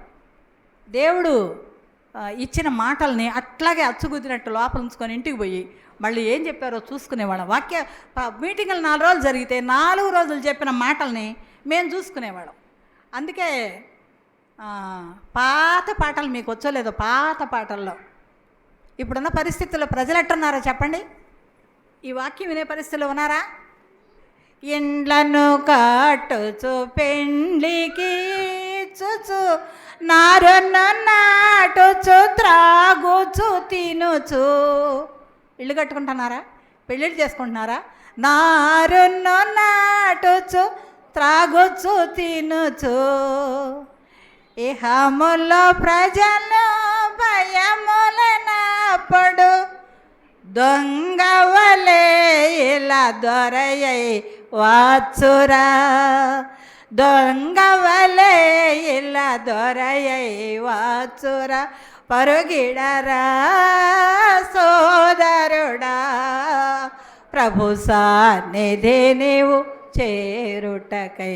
నడుస్తున్నాం, కూర్చొని ఉన్నాం, పరిగెత్తట్లా. పరుగుడే జీవితం మనకు కావాలంటే లోకంలో పరిగెత్తడం కాదు, ఈ శ్వాసంతో జీవిస్తున్న మనం ఆత్మలు సంపాదించే విషయంలోనూ సరిగా మన జీవితాలు మలుసుకునే విషయంలో పరుగుండాలి. మనకి పరుగుండాలి. ఆ పరుగు దేహంతో పరిగెత్తడం కాదు, హృదయంతో పరిగెత్తాల. మన పరిస్థితులు తారుమారు కాకముందే దొంగలాగా వస్తాడంట యేసయ్య, దొరలాగా వస్తాడంట యేసయ్య. యేసయ్య వచ్చే దినం నీకు నాకు తెలియదు. అందుకే ఆ మాటలు 4 చెప్పుకొని ముగించుకుందాం. మత్తయి సువార్త 24వ అధ్యాయం 42వ వచనం చదవండి. చదవండి అమ్మా మీరు. కావున ఏ దినమున మీ ప్రభువు వచ్చునో మీకు తెలియదు గనుక మెలకువగా నుండుడి. ఏ జామున దొంగ వచ్చునో ఇంటి యజమానునికి తెలిసి ఉండి అని ఎడల అతడు మెలకువగా ఉండి తన ఇంటికి కన్నము వేయనీయడని మీరు ఎరుగుదురు. కరెక్ట్. ఇక్కడ ఏముండాలంట మనిషికి? ఆయన ఎప్పుడు వస్తాడో తెలియదు కనుక ఏముండాలంట? మెలకువగా ఉండాలి. మెళుకువ అంటే నేను చెప్పే భాష వేరు, మీరు చెప్పే భాష వేరు. మెళుకువ అంటే ఎట్టుండాలమ్మా? మెళుకువ అంటే నిద్ర మంపుతో ఉండకూడదు. ఏ టైంకి మనం ప్రార్థన చేయాలి. 3 గంటల నుంచి 5 గంటల లోపల ఎవరో లేపినట్టు లేచి ప్రార్థనకి ఉండేవాళ్ళు వాళ్ళు ఎన్నికైన వాళ్ళు అంట. మీకు తెలుసో లేదా విషయం చెప్తున్నాను నేను. మన బద్ధకంతో అసలు తెల్లవారుజామునే ఎక్కువ నిద్ర వస్తుంది మనకి. ఒక్కసారి లేచామంటే లేచి బయటికి వెళ్ళొచ్చి పడుకున్నామంటే ఇక మెళుకు రాదు. 5:30కి లేస్తాను నేను కూడా. 6ంటికి 6:30 లోపల నా ప్రార్థన, నా పాట, నా వాక్యం ముగించుకోవాలి. నేను ప్రార్థన జరిగి అయిపోవాలి. ఏదమరిచి నిద్రపోతానా 7 నేను లేచేటప్పటికి. నా వయసు ప్రభావం అయితేమి, పెద్దదాన్ని నేను నిద్రపోతాను. ఇంకా ఆ యొక్క దేహం ఆ సుఖం కోరుకుంటుంది. అప్పుడు లేచి 6:30 నాకు ఎందుకు లేదని లబోదిబో అని నేనంటే 6:30 వెనక్కి తిరిగొచ్చుద్దా? రాదుగా. అటువంటిది మనం అందుకే పరిగెడమంది. ఎక్కడికి పరిగెత్తాం? మన హృదయంతో పరిగెత్తాల. మన కాళ్ళతోటి వీధుల మీద పడి కాదు పరిగెత్తమంది ఆయన. ఆ పరుగుడే తనం మనలో ఉండాలి. అది అందుకనే మనము ఏమన్నాడమ్మ అక్కడ? మెళుకువగలిగి. అసలు మెళుకువే ఈ వాక్యం. ఇప్పుడు మెళుకువగలిగి ఏమన్నాడమ్మా? మెళుకువగలిగి ఉండుడి అన్నాడు. అంతేనా కదా? మెళుకువగలిగి ఉండమన్నాడు. ఎందుకు? పై చదువమ్మ 36వ వచనంలో కూడా ఒక మాట ఉంటుంది, చదువు. అయితే ఆ దినము గూర్చియు ఆ గడియను గూర్చియు తండ్రి మాత్రమే ఎరుగును గాని ఏ మనుషుడైనను పరలోకమందలి దూతలైనను కుమారుడైనను ఎరుగరు. అవును. ఎందుకు మెళుకువగలిగి ఉండమన్నాడో తెలుసా? ఆ పైకి పోవాలి మనం. ఆ 36వ వచనానికి వెళ్ళాలి. తండ్రి యెహోవా దేవుడు కూడా చెప్పడు. ఎవరికి తెలియదు అసలు ఆయన ఏం వస్తున్నాడు. ప్రపంచంలో రేపు వస్తాడు, పలానా సంవత్సరంలో వస్తాడు, 2000 అప్పుడు వస్తాడని చాలా గొడవలు చేశారు. పలానా సంవత్సరంలో వస్తాడు, చాలా గుర్తులు జరుగుతున్నాయి, వచ్చేస్తాడు ఆయన అంటున్నారు. ఆయన ఏమంటున్నాడు? యేసు ప్రభు ఆయన వచ్చేది అసలు తండ్రికే తెలియదు, నాకే తెలియదు, ఎప్పుడు వస్తాడో తెలియదు, కానీ ఆయన వస్తాడు, త్వరగా వస్తాడు అంటున్నాడు ఆయన. ఈ ఎప్పుడు వస్తాడో తెలియదని ఆయన చెప్పినప్పుడు మనం ఎంత జాగ్రత్త పడాలి ఇంకా. అందుకే మెళకువ కలిగి ఉండమన్నాడు. మెళకువ కలిగి ఉంటే లేస్తాం, మెళకువ కలిగి ఉంటే ప్రార్థన చేస్తాం, ప్రభువా ఎప్పుడు వస్తావో నువ్వు అని ప్రార్థన చేస్తాం. వేటపాలెం ఆనందం గారు తెలుసుగా మీకు, తర్వాత ఫ్రాన్సిస్ గారు తెలుసు కదా. ఈ మాట ఎప్పుడు చెప్తా ఉంటాను నేను. ఫ్రాన్సిస్ గారు, ఆనందం గారు ఒక ఆయనకు వాక్యం చెప్పేవాళ్ళంట. సో అన్నా దేవుడు నమ్ముకున్నా, దేవుడు వస్తాడు, ఇప్పుడు కాదు 30 సంవత్సరాల క్రితం సంగతి ఇది. ఆయన వస్తే తీసుకెళ్ళిపోతాడు, మేమంతా వెళ్ళిపోతావు, నువ్వు ఎక్కడే ఎడవబడతావు అని చెప్పారంట. ఇది చెబుతానే ఉండారులయ్యా నేను పుట్టినప్పటి నుంచి, వస్తాడని. ఎక్కడ వస్తున్నాడు అన్నాడంట. సరేలే అన్నా, నువ్వు నమ్మితే నమ్మపో, మాకు తెలీదు, ఇది మాత్రం సత్యం అని చెప్పాడంట. చెప్పిన తర్వాత ఒక వారం రోజులు అయిపోయింది. ఈ చెప్పబడిన ఆయన ముసలాయన కాదు, ఆయన కొంచెం వయసే ఉందంట. ఆయనకి ఏదో పని వచ్చింది, పొద్దున్నే లేచి వెళ్ళాలిరా గబుక్కును మనం అని అంటే అందరూ నిద్రపోతున్నట్టే కనపడ్డారంట. ఆయన అన్నాడంట, అరే ఏంది అసలు జనం మెలకు లేకుండా ఉండారు, పనులు చేసుకోవాలి కదా, మనం మాగాడి కాడికి వెళ్ళాలి, పొలాల కాడికి వెళ్ళాలి, ఏంది ఇట్టుండారు, రే మనవాడిని పిలిచి రే నువ్వు తొందరగా వెళ్ళి ఆ ఆనందం అంకుల్ దగ్గరికి పోయి ఉంటాడో లేడు చూసిరా పో అన్నాడంట. పరిగెత్తుకుంటా పోయాడంట. పోయి చూస్తే అయ్యా లేడే అన్నాడంట. వచ్చి ఒరే ఫ్రాన్సిస్ గారు ఉండారు చూసిరాపో అన్నాడంట. వచ్చి అయ్యా ఆయన కూడా లేడన్నాడంట. ఇంకేమందరూ యేసుప్రభు వచ్చాడు. వాళ్ళు ఎన్ని సంవత్సరాల నుంచి నాకు చెబుతుంటే నేను ఎంటలా వాళ్ళిద్దరు వెళ్ళిపోయారు. యేసుప్రభు వాళ్ళిద్దరిని తీసుకొని వెళ్ళిపోయారు. ఇంకేముంది, నేను ఎడవబడతా, 7 ఏళ్ళు ఉంటా, కష్టాలు అనుభవిస్తా, ఎంత పని జరిగిందిరా అయ్యో అని ఏడుస్తున్నాడంట. వాకింగ్కి లాగా అక్కడికి వెళ్ళి ఎవరికి వాకింగ్ చెప్పాలని వెళ్ళి ఆనందం గారు పొద్దునే వస్తున్నాడంట. ఆ దారిన ఈయన ఏడుస్తున్నాడంట. వెళ్ళి ఏంటి మామ ఏడుస్తున్నావా అన్నాడంట. పోయా నువ్వు ఉండవా అని పట్టుకొని యేసుప్రభు రాలా, నువ్వు వెళ్ళలేదా అన్నాడంట. ఏం జరిగింది చెప్పు అంటే, ఇది చెబుతుంటే అనిపించాడా, అట్టనే వస్తాడు ఆయన అన్నాడంట. అట్లనే వస్తాడు, నువ్వు వెరగనప్పుడు వస్తాడు, నువ్వు ఆలోచించినప్పుడు. నువ్వు ఇల్లు కట్టుకుంటావు, పెళ్లి చేసుకుంటావు, సంపాదించుకుంటావు, పరిగెత్తావు, కానీ అట్లాగా వస్తాడు ఆయన. ఇప్పుడు అనుకున్నావే మీ అబ్బాయిని పంపించావే, లేడనగల్లా ఎంత భయం పుట్టింది నీకు. అమ్ముకోరా యేసుప్రభుని, ఎప్పుడు వస్తే అప్పుడు పోతావు పరలోకం, నాకు ఎప్పుడో వద్దయ్యా, నేను ఇప్పుడే నమ్ముకుంటాను అన్నాడంట. మోకరించి యేసుప్రభుని అంగీకరించాడు ఆయన. ఇది సత్యం. ఫ్రాన్సిస్ గారు కూడా ఉన్నారు, వాళ్ళు పనుల మీద ఎక్కడికి పోయారో. ఆయనకి ఎంత భయం పుట్టిందో చెప్పండి ఆ మాట. ఇప్పుడు మనం మాట్లాడుకుంటే ఎంత భయం పుడుతుంది? భయం పుడుతుందా అసలు? యేసుప్రభు వస్తాడు అని వింటే భయం పుడుతుందా? అమ్మో నేను ఇంకా మా ఇంటికి తాళం వేయలేదు, డబ్బులు సరిగా దాచిపెట్టుకోలేదు, బ్యాంకు లెక్కలన్నా అవ్వలేదు, ఈ విషయాల్లోనే మనం ఉంటున్నామా? లేక ప్రభు కొరకు నేను ఎలా సిద్ధపడాలి, యేసయ్య కొరకు ఆయన తృప్తిపరచడానికి ఏ విధంగా సిద్ధపడి ఆయనతోటి మనం వెళ్ళిపోవాలా? వాక్యమే యోహాను సువార్త 1వ అధ్యాయం ఉంది కదా, ఆది యందు వాక్యం ఉండెను, వాక్యము దేవుడై ఉండెను, వాక్యము దేవుని వద్ద ఉండెను. ఈ వాక్యం ఏం చెప్తుంది మనకి? చెప్పేది ఎవరు? దేవుడే కదా. ఈ వాక్యం దేవుడి దగ్గర ఉంది, దేవుడు ఈ వాక్యం ద్వారా మనతో మాట్లాడుతున్నాడు. అంటే ఆ రోజుల్లో దేవుళ్ళు దేవతలు అనే వాళ్ళని పూజ చేశారు, హిందూ దేశం అని పేరు పెట్టుకొని. అవన్నీ కూడా సమాధానంగా, అవన్నీ కూడా నిజంగా దాన్ని నమ్మిన తర్వాత, యేసు ప్రభు వచ్చిన కాలంలో ఉన్నవాళ్ళు, ఆయన వచ్చి మన కొరకు బలైపోయిన తర్వాత, సత్యాన్ని తెలుసుకున్నాక, యేసు ప్రభు ఏంటో అంగీకరించే చాలామంది యేసు ప్రభుని ఎరిగిన తర్వాత వినాల్సిన విషయం ఏంటంటే, యేసు ప్రభు ఎలా వస్తాడు, ఎప్పుడు వస్తాడు, ఇది కాదు నీకు కావాల్సింది. నువ్వు రక్షించబడ్డావు, నువ్వు దేవుని ఎరిగావు, దేవుని రక్తంలో శుద్ధీకరించబడ్డావు, ప్రభు యొక్క రక్తంలో కడగబడ్డావు, ఆయన ప్రేమ బిడ్డగా తీర్చబడ్డావు. ఇంకేమైనా కొరతలు ఉన్నాయా? ఇంకేమైనా సమాధానం ఉందా? దిద్దుకోవాల్సిన విషయాలు ఏమైనా ఉన్నాయా? ఇదిగో సమయం ఇంకా ఉంది. వచ్చే దేవుడు ఎప్పుడో వస్తాడు, కానీ ఇంకా సమయం ఉంది. ఆ సమయంలో ఆయన రాకముందే నీ పరిస్థితి నువ్వు చక్కబరుచుకో. చిన్నదై ఉండొచ్చు, చిన్న అబద్ధాలు ఆడటం అలవాటు అయిపోయినాక అబద్ధాలు ఆడుతూనే ఉంటారు తెలుసా మీకు? ఒక అబద్ధం ఆడటానికి ఎంత ధైర్యంగా ఉంటామో మనం, 2వ అబద్ధం కూడా ఆడతాం, ఇంకా ఆడుతూనే ఉంటాం. దాన్ని ఎప్పుడు నువ్వు సరి చేసుకోగలవు? పూర్తిగా ప్రభువుకు అప్పగించుకున్నప్పుడే సరి చేసుకోగలవు. ప్రభు యొక్క చిత్తాన్ని ఎట్లా ఎరగాల? వాక్యాన్ని అనుసరించి, వాక్యాన్ని ఎరిగి, వాక్యంలో దిద్దబడిన వారంగా ఉంటేనే మనం ప్రభు యొక్క ఆజ్ఞను నెరవేర్చిన వాళ్ళం అవుతాం. ఆయన ఆజ్ఞని మనం నెరవేర్చినప్పుడు, ఎప్పుడైనా నేను నిన్న హైదరాబాద్ వెళ్ళాను, మా పాపవాళ్ళు తీసుకెళ్ళారు. మా పాపవాళ్ళు తీసుకెళ్తే క్రిస్టమస్, జనవరి అంతా అక్కడే ఉన్నాను. మా వాళ్ళు అంటే మా వారి బంధువులు ఉన్నారు అక్కడ, అందరు కూడా అన్నల తమ్ముడు పిల్లలు అందరు దేవుడు నమ్ముకున్న వాళ్ళే. అక్కడ నాకంటే పెద్దవాళ్ళు కూడా ఉన్నారు. వాళ్ళ దగ్గరికి వెళ్ళి నేను వాళ్ళతో కలిసి మాట్లాడుతూ ఉంటే ఏమన్నారో తెలుసా వాళ్ళు? ఇంకేముందమ్మా, సిద్ధపడి ఉన్నాము మేము, ప్రభు ఎప్పుడు వస్తే అప్పుడు పోవడమే, ఆయన రాకపోయినా కూడా మరణం వచ్చినా వెళ్ళిపోవటమే. నువ్వు నేను చెప్తావు ఆ మాట, నాకే కలవరం పుట్టింది ఆ మాట వినగానే. నువ్వు నేను చెప్పగలవు ఆ మాట? మేము సిద్ధపడి ఉన్నామమ్మా, ఇంకేముంది, ఆ ప్రభు వస్తే వెళ్ళిపోతాం. నాకు దుఃఖమే ఇలా ఆనందం వేసింది ఆ మాటకి. చాలా పెద్దోళ్ళు నాకంటే, వాళ్ళు ఆ వయసులో ఇంకా బతికితే బాగుండమ్మా 10 సంవత్సరాలు అంటల్లా, మేము వెళ్ళిపోతే బాగుంటుందమ్మా, ప్రభు వచ్చి పిలిస్తే వెళ్ళిపోతాం, లేదా ఆయన రాకడకు సిద్ధపడి ఉన్నాం మేము. నువ్వు నేను అనగలవా మాట? నేను అనగలనా అనుకున్నా నేను. నీ కుటుంబ బాధ్యతలు, నీ పరిస్థితులు వెనకాడుతుంటే నువ్వేమనగలవు? ప్రభు మీద నువ్వు ఎప్పుడు ఆనుకుంటావు? ప్రభు మీద నువ్వు ఆనుకున్నప్పుడు సగం భారం అంతా నువ్వు ప్రభు మీద వేసినప్పుడు నీ సమస్యలు ఆయనకు అప్పచెప్పాను అని నువ్వు అనుకున్నప్పుడు సిద్ధపాట్లోకి వస్తావు. లేదు ఇంకల్లా చేయాలి, ఇది చేయాలి, అది చేయాలి, ఇది చేయాలని చుట్టూ కార్యాలు పెట్టుకొని నువ్వే చేయాలనుకుంటుంటే సిద్ధపాటు రాదు మనకి. మేము ఒక ఇంట్లో అద్దెకున్నాం.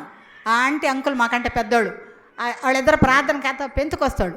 ఇద్దరు వెళ్తా ఆగయ్యా అందామే. నేను వింటానే ఉన్నా, బయట ఉన్నా. ఏంటమ్మాయ అన్నాడు. ఉండో బీరు ఒక తాళం వేసి రాలేదు, పైకి వెళ్ళి నేను బీరు ఒక తాళం వేసి వస్తాను అంది. ఆయన ఏమన్నాడో తెలుసా? నాకు బలి నచ్చింది. వేసుకుంటా ఉండే ప్రభు వస్తాడు, బీరు ఒక ఆడే నిలబడ్డు అన్నాడు. అసలు వచ్చే మాట అయినా కూడా ఎంత ఆత్మీయమైన మాట అది. ప్రార్థనకి వెళ్తున్నదాను నువ్వుకెందుకు ఇంక ఈ ఆలోచనలు? ప్రభు చూసుకుంటాడు. నువ్వు బీరు ఒక తాళం వేసి తలుపులను తాళాలు వేసి జాగ్రత్త పెట్టుకోవాల్సిన నిజం అది. ముందెందుకు ఎరగలేదు నువ్వు? వెళ్ళేటప్పుడు సగం దూరం వచ్చి నువ్వు చెబుతున్నావేంటి? ఏసు ప్రభు వస్తాడు, ఆ బీరు అక్కడ నిలబడి అన్నాడు అని వెళ్ళిపోయాడు ఆయన. నాకు అనిపించింది అప్పుడు నిజంగా ఆ సిద్ధపాట్లకు మనం ఎప్పుడు రావాలి? ఇది కాదు మంది అనుకునే ఆలోచనలకి మనం ఎప్పుడు రావాలి? ఇది ఉసుగు ఏంటంటారే, ఏదో చెప్పినట్టు మాటలు కాదమ్మా ఇవి, గ్రహించండి. ఇప్పుడు కావాల్సిన మాటలు ఇవే, మీరు గ్రహించండి. పెద్దవాళ్ళు ఇంకా గ్రహించండి, సిద్ధపడండి ఆ దేవుడి కోసం. మనం ఆయన ఎక్కడో లేడు, ద్వారం దగ్గరే ఉన్నాడు కదా, దొంగ వలే వస్తున్నాడు అన్నారు కదా. ద్వారం దగ్గర అంటే వాకిల దగ్గర అక్కడ నిలబడి ఉన్నాడు ఆయన. ఎప్పుడు అడుగు ఇటేస్తాడో తెలియదు, అటు మాత్రం వెయ్యడు, అది గుర్తుపెట్టుకోండి. ఇటే వేస్తాడు. ఇటు వేసినప్పుడు మనకెంత ప్రమాదం. సిద్ధపడలేదా? లెక్క ఒప్పజెప్పడానికి అక్కడికి పోతాం. సిద్ధపడితేవా ఆయన చేతుల మీద తీసుకెళ్ళిపోతాడు. ఎటువంటి ఔదార్యం అయింది, ఎటువంటి ప్రేమ అయింది, ఎటువంటి శాంతమూర్తి ఆయన. ఎంత ప్రేమిస్తాడు మనల్ని. ఏం కావాలి ఈ లోకంలో మనకి? బ్రతకటానికి, కట్టుకోవటానికి, ఏదో కొంచెం ఉండటానికి. కానీ ప్రభు మీద మనసు అంతా వదిలేసి వాటి మీదే నువ్వు మనసు పెట్టుకుంటావుంటే నీకు ఎప్పుడో చుద్ది సిద్ధపాటు? ఎప్పటికీ రాదు, గుర్తుపెట్టుకోండి. ప్రభు ఏమోసరి నా పిల్లలకు నేను ఏం చెప్పేదాన్నో తెలుసా? తెల్లవారుజామున మా అమ్మోళ్ళు కానీ కొనిపెట్టిన వస్తువులన్నీ నాకు ఇచ్చేశారు.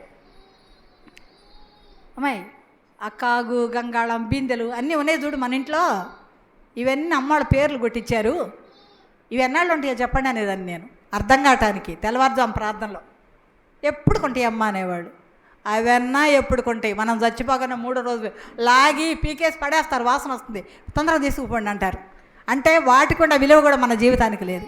అవి శాశ్వత కాలం ఉంటాయి, ఎన్నాళ్ళు ఉండ. అంటే అలాంటి జీవితం మంది. అలాంటి జీవితంలో జీవిస్తున్నామనే గ్రహింపు మనం కలిగి ఉండాలి. అందుకే నిత్యుడైన తండ్రికి మనల్ని మనం అప్పగించుకొని నీ మీద ఆధారపడుతున్నాం దేవా. ఏ ఆధారం లేదు మాకు, నువ్వే ఆధారం. నీ కృపతోటి మమ్మల్ని కాపాడి మా ప్రతిదాన్ని నీ చిత్త ప్రకారంగా జరిగించమని మేము ఒప్పుకుంటున్నామని మన హృదయంలో తీవ్రమైన నిర్ణయం జరిగి ఉండాలి. అది జరిగితేనే మనం సిద్ధపాటుకి మార్గాన్ని మనం వేసుకుంటున్నాం. సిద్ధపడతాం, మనం తప్పకుండా సిద్ధపడతాం. ఇంకా 2 మాటలు చెప్పి నేను ముగిస్తాను. సరే సరే సరే, థ్యాంక్ యూ. తర్వాత మనకిస్తున్న మాట ఏంటంటే ఆయన మత్తయి సువార్త 15వ అధ్యాయం 9వ వచనం చదవండి అమ్మా. ఈ ప్రజలు తమ పెదవులతో నన్ను గణపతిద్దు గాని వారి హృదయము నాకు దూరంగా ఉంది. చాలమ్మా, ఇది మనం చేస్తున్న పని. ఇవన్నీ నేను ఎందుకు చెబుతున్నానంటే ఎక్కడ ఉంటుంది సిద్ధపాటు మనకి? ఇంకా నేను సిద్ధపాటే, మెళుకువ, సిద్ధపాటు అనే మాటలతోటే మాట్లాడదాం అనుకున్నా. ఎక్కడ మనకు ఉంటుంది సిద్ధపాటు? పెదవులతోటి మనం ఘనపరుస్తున్నామంట దేవుణ్ణి. హృదయంలోకి అసలు రాకుండా. మీకు ఒక అనుభవం ఉందా? ప్రార్థన చేస్తూ ఉంటే కళ్ళు మూసుకొని నిద్రపోతానే వింటూ ఉంటారు కొంతమంది. వాళ్ళకి మొత్తం నిద్రలో ఉండి కూడా ఎక్కుతాయి మాటలు, తెలుసా మీకు? ఏం చెబుతున్నాడు అనుకుంటే వాళ్ళు నిద్రపోతా కూడా ఆ మాటలు చెబుతారు. కారణం ఏంటంటే మనసు ప్రక్రియ మొదలుపెట్టే ఉంటుంది. ఆ శ్రద్ధ కలిగిన మనసు ఉండదు అప్పుడు, సాధారణంగా వింటూ ఉంటుంది ఆ మనసు. అదే పలుకుతాం మనం, కానీ అది ధ్యానం కాదు, అది మనసులోకి తీసుకున్న పద్ధతే కాదు. దేవుడు మనతో మాట్లాడుతున్నప్పుడు ఆ హృదయంలోకి తీసుకోవాలి. మేము చిన్నప్పుడు ఇప్పుడు కాళ్ళు నొప్పులు వచ్చి బాగలేక కుర్చీలో కూర్చుంటున్నాం. అది తప్పుగా ఉండేది నాకు, నిజం చెప్తున్నాను. ఇది కూడా తప్పే అనుకునేదాన్ని.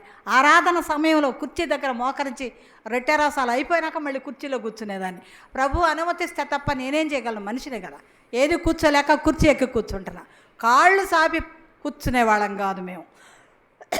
ఒక అమ్మ అంది వెనకుండి, ఏందమ్మా కాళ్ళతో దంతా వాక్యాన్ని అట్ట సాపేవేంది అంది ఇదే భాషలో. ఆమె చిటుక్కుని వెనక్కి లాక్కొని కాళ్ళు, ఎవరనుకుంటున్నావు, అబ్రహం గారి భార్య సరస్వతమ్మ, నీకు తెలుసు, చాలా అనుభవం కలిగిన అమ్మ ఆమె అని అంది. భయంతో కాళ్ళు వెనకలక్కని కాదులేమ్మా నొప్పులుగా ఉండయి అని చెప్పుకోగలిగింది అనుకో. ఎటువంటి సిద్ధాంతాల్లో పెరిగామంటే చిన్నప్పుడు అలాంటి వాళ్ళని చూస్తే భయం. దేవుడు వాక్యం వినకుండా ముందే వాళ్ళు దిద్దుతారని భయం. ఏనేమిడ చెప్పుది పద్దాక ఇట్టటోళ్ళు. ఎప్పుడు మా తలంపుల్లో వాళ్ళని తక్కువగా చేసేవాళ్ళం కాదు. వాళ్ళు చెప్పిన మాట ఒక పద్ధతి, అది తీర్చుకోవాలి. నిజంగా దేవుడిని గౌరవించాలి మనం అనుకునేవాళ్ళం మేము. మీకు తెలుసా శేఖరు అని మనోహరం గారు అని తెలుసా మీకు? తెలుసుగా. జయరావన్న మనోహరం అన్న తెలుసా మీకు? జయరావన్న మనోహరం అన్న దెనీలోళ్ళు ఎవరున్నారమ్మా అసలు అన్నదమ్ములు వాళ్ళిద్దరు. మనోహరం అన్న వాక్యం చెబుతా నేనున్నాను. అప్పుడు పనులకి వెళ్ళి వస్తారు కదా అందరూ, విశ్రాంతి లేక పాపం వస్తారు. ఒక ఆమె ఏం చేస్తుందంటే రెండు కాళ్ళు సాపుకొని గోడకు అనుకొని కూర్చొని నిద్రపోతుంది. ఆయన వాక్యం చెబుతానే ఉంటాడు. ఆయన ఏమన్నాడో తెలుసా? మామూలు మాట అది, కానీ సరైన మాటగా అర్థం చేసుకుంటే భయం వస్తుంది. ఆమె పేరు సుబ్బమ్మ అంట. ఆయన అత్త అంటాడంట ఆమెని. సుబ్బత్త, నేను చెప్పే వాక్యం నీకు జ్వాలబడినట్టుందా?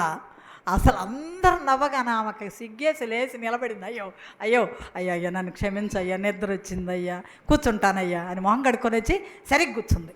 ఎట్టంది ఆ మాట? వాత పెట్టినట్లేదు, తిట్టినట్లేదు. నేను నా వాక్యం నీకు జ్వాలబడినట్టుందా అనగానే సిగ్గుపడిపోయింది ఆమె.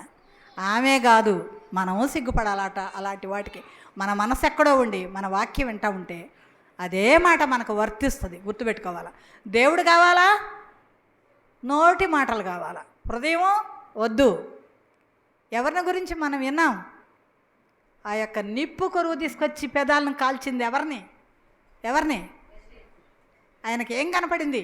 యేసు ప్రభు అప్పుడే కనపడ్డాడు ఆయనకి. మీరు దాన్ని అర్థం తెలుసుకోండి. ఆత్మీయ అర్థంలో యేసు ప్రభు ఆయన బలిగా పోతున్న యేసు ప్రభు యెషయాకి ఎప్పుడు కనపడ్డాడో చూడండి. ఆ కనపడ్డ యేసు ప్రభు దగ్గర క్షమాపణ ఎట్టగా పడాలో ఆయనకు అర్థం కాల. అప్పుడు ఆయన అన్నాడు, అయ్యా నా పెదవులు అపవిత్రం, నా పెదవులు అపవిత్రం. పెదవులు అంటున్నాడు ఆయన, హృదయం ఎట్టుందో మరి అని ఏడుస్తూ ఉంటే దోత అక్కడ నిప్పు కాలుతూ ఉంటే నిప్పు కారుతోటి అంత నిప్పు పట్టుకొచ్చి ఆయన పెదాలకు పెడితే పెదాలు శుభ్రపడ్డాయి, పరిశుద్ధపరచబడ్డాయి. అందుకే అన్నాడు దేవుడు, పెదవులతో మాట్లాడతారు, ఘనపరుస్తారు. యేసయ్యా నువ్వు చాలా గొప్పోడివి, యేసయ్యా నువ్వు మాకెన్నో మేలులు చేసావు, నీ కృతజ్ఞతలు ఎంతో చెప్తారు యేసయ్యని గురించి. హృదయం కాసేపు పడిపోయినాక హృదయంలో ఏముండదు. దేవుడు అందుకే చెప్తున్నాడు ఆ మాట. మీరు నా మాటని, నేను చెప్పే మాటల్ని, నేను ఇచ్చే ఆజ్ఞల్ని పెదవులతోటే పలుకుతారు, మీరు హృదయంలోకి తీసుకోరు. అటువంటి జీవితాన్ని మీరు కలిగి ఉండండి అని చెప్తున్నాడు. ఇది ఆ రోజున కాదు, మనకి ఈ రోజున ఉండే మాట ఇది. మనము కలిగి ఉండాలట. బయట ఒక రకంగా లోపల ఒక రకంగా మనం కలిగి ఉండకూడదు. ప్రభు ఏంటో ప్రభువే. ప్రభువులకు హృదయం అర్పించుకున్నాం మనం, అదే హృదయంతో మనం జీవించాలి. కష్టం వచ్చినా నష్టం వచ్చినా. ఈ సందర్భంగా ఒక మాట చెప్తా మీకు నేను. దానియేలు గ్రంథం 1వ అధ్యాయంలో తీయొద్దు. వాళ్ళని శత్రురాజులు బానిసలుగా పట్టుకొని పోయారు. దానియేలు ఎటువంటి వాడు? దేవుని వరం కలిగిన వాడు, కలల భావాలు చెప్పేవాడు, విజ్ఞత కలిగినవాడు, జ్ఞానంతో ఉన్నవాడు, మహాభక్తిపరుడు, ప్రార్థనాపరుడు. ఎవరు వద్దన్నా చంపేస్తారన్నా కూడా యెరూషలేము వైపు కిటికీ తెరిచి రోజుకు ముమ్మారు ప్రార్థన చేసిన ఆ వ్యక్తి అంత గొప్ప ప్రార్థనాపరుడు. దానియేలు 1వ అధ్యాయంలో వీళ్ళని తీసుకెళ్తే వీళ్ళకి ఆహారం పెడితే షండులు అంటే మీకు తెలుసు కదా, వాళ్ళు ఆహారాన్ని తీసుకొచ్చి పెడితే ఈయనకి ఇంకా ముగ్గురు ఫ్రెండ్స్ ఉన్నారు, షడ్రక్ మేషక్ అబేద్నెగో అని. వీళ్ళు నలుగురు మాట్లాడుకొని రాజభోజనం మనకొద్దు, అది మాంసాహారంతో ఉంటుంది, అది ఘనంగా ఉంటుంది, లగ్జరీ లైఫ్, అది మనకొద్దు, మనకిచ్చే ఆహారం మనకు చాలు అనుకొని కాయగూరలు ఆకుకూరలు సాధారణమైన ఆహారం మాకు పెట్టమని అడిగారు. ఎక్కడ? వాళ్ళకి ఆహారం ఇచ్చే అధికారిని. ఆయన ఏమన్నాడంటే, ఏయ్ మేము ఇచ్చిన ఆకారం తినవయా, నువ్వేనా మాట్లాడుతున్నావు ఇక్కడికి వచ్చి, ఇశ్రాయేల్ జనంలో నువ్వు ఉండి ఇక్కడ బానిసలాగా వచ్చి రాజాహారాన్ని నీకు మేము పెడతామంటే నువ్వేంది వాగుతున్నావు, మేము చెప్పింది తిను అనలా అతను. లోకస్తులైతే అనేవాళ్ళేమో, ఆయనకి ఏమోలో దేవుని భయం ఉంది ఇశ్రాయేలీల మీద. ఆయన ఏమన్నాడు, అయ్యా మీరు చెప్పినట్టే చేస్తాను, కానీ రాజుగారు పరీక్షించడానికి వచ్చినప్పుడు మీరు ఆరోగ్యంగా లేకుండా బలహీనులుగా ఉంటే ఈ మాంసాహారాన్ని తినకుండా నన్నయ్యా శిక్షించేది, నన్నయ్యా అనేది అన్నాడంట. అప్పుడు ఏమన్నాడు దానియేలు, వీళ్ళందరూ ఏమన్నారు, ఏం పర్వాలేదు, నిన్ను బాగానే చూస్తాడు రాజు, మేము బాగానే ఉంటాం, వాళ్ళకంటే కూడా మేము బాగుంటాం అన్నాడు. ఈ మాటలో మనం ఏమి నేర్చుకోవాలో ఆలోచన చేయండి మీరు. నేను చాలా నేర్చుకున్నా ఈ మాటలో. నిజం, ఏదైతే ప్రభువు కొరకు ఇది చెయ్యము మేము, ఇది చేస్తాము అని ఒప్పుకుంటామో దాన్ని ఏమంటామంటే దేవుడికి బైండ్ ఎవరు అయిపోవటం అనుకుంటాం. ఈరోజు వాళ్ళ దగ్గర చెప్పి రేపు పొద్దున ఎవరు చుట్టలేదే, చేస్తే ఎవరు చూస్తారులే అనుకుంటే అది దేవునికి మనం నిలబడ్డట్టు కాదు, అది ఆయనకి ఇచ్చిన ఆజ్ఞను మనం నెరవేర్చినట్టు కాదు. ఆయన చూస్తూ ఉంటాడు, ఆయన చూస్తూ ఉంటాడు. చూసే దేవుడు దాన్ని మర్చిపోతాడా? వేలాది వేల మంది ప్రజల్లో నిలబెట్టి నువ్వు పలానా దినాన్ని అది చేసావు కదంటే ఏం చెప్తావు నువ్వు? మనం రక్షించబడ్డాం, పరలోకానికే వెళ్తాం, నరకం ఉండదు మనకి, శిక్ష ఉండదు మనకి, తీర్పు లేదా మనకి ఉంది. ఆయన ఎంత భయంకరుడిగా వస్తాడో తెలుసా? పాత భక్తులు రాసిన పాటలు వింటే హృదయం దద్దరిల్లిపోద్ది, అలాగుంటాయి వాళ్ళ పాటలు. అలాంటి ప్రభు యేసు ఉగ్రుండై, వినండి, భీకరుడై వస్తాడు. ప్రభు యేసు ఉగ్రుండై భీకరుడై వస్తాడు. నక్షత్రములో రాలును భువిపై వేండ్రము చెందున్ పంచభూతములు. ఆయన వచ్చేటప్పుడు నక్షత్రాలు ఎంత ఎంత పెద్దయో, భూమి కంటే పెద్ద అంట, రాలి తాటికాయలాగా కింద పడిపోతాయంట.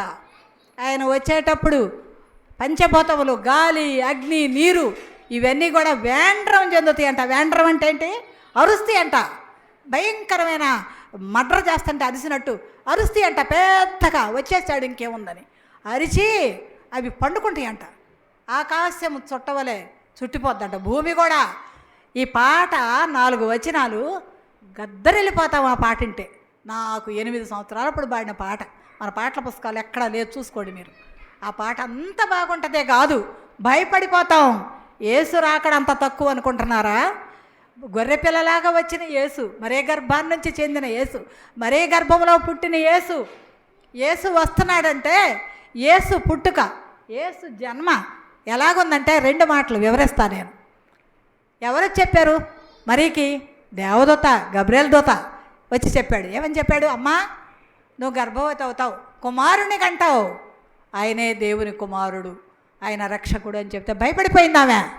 నేను పెళ్లిగా అందాన్ని కదయ్యా, నాకెట్లా పడతాడు అని భయపడింది. దానికి వివరించాడు గబ్రియల్ దూత. ఆ ధైర్యంతో ఒప్పుకుందామె.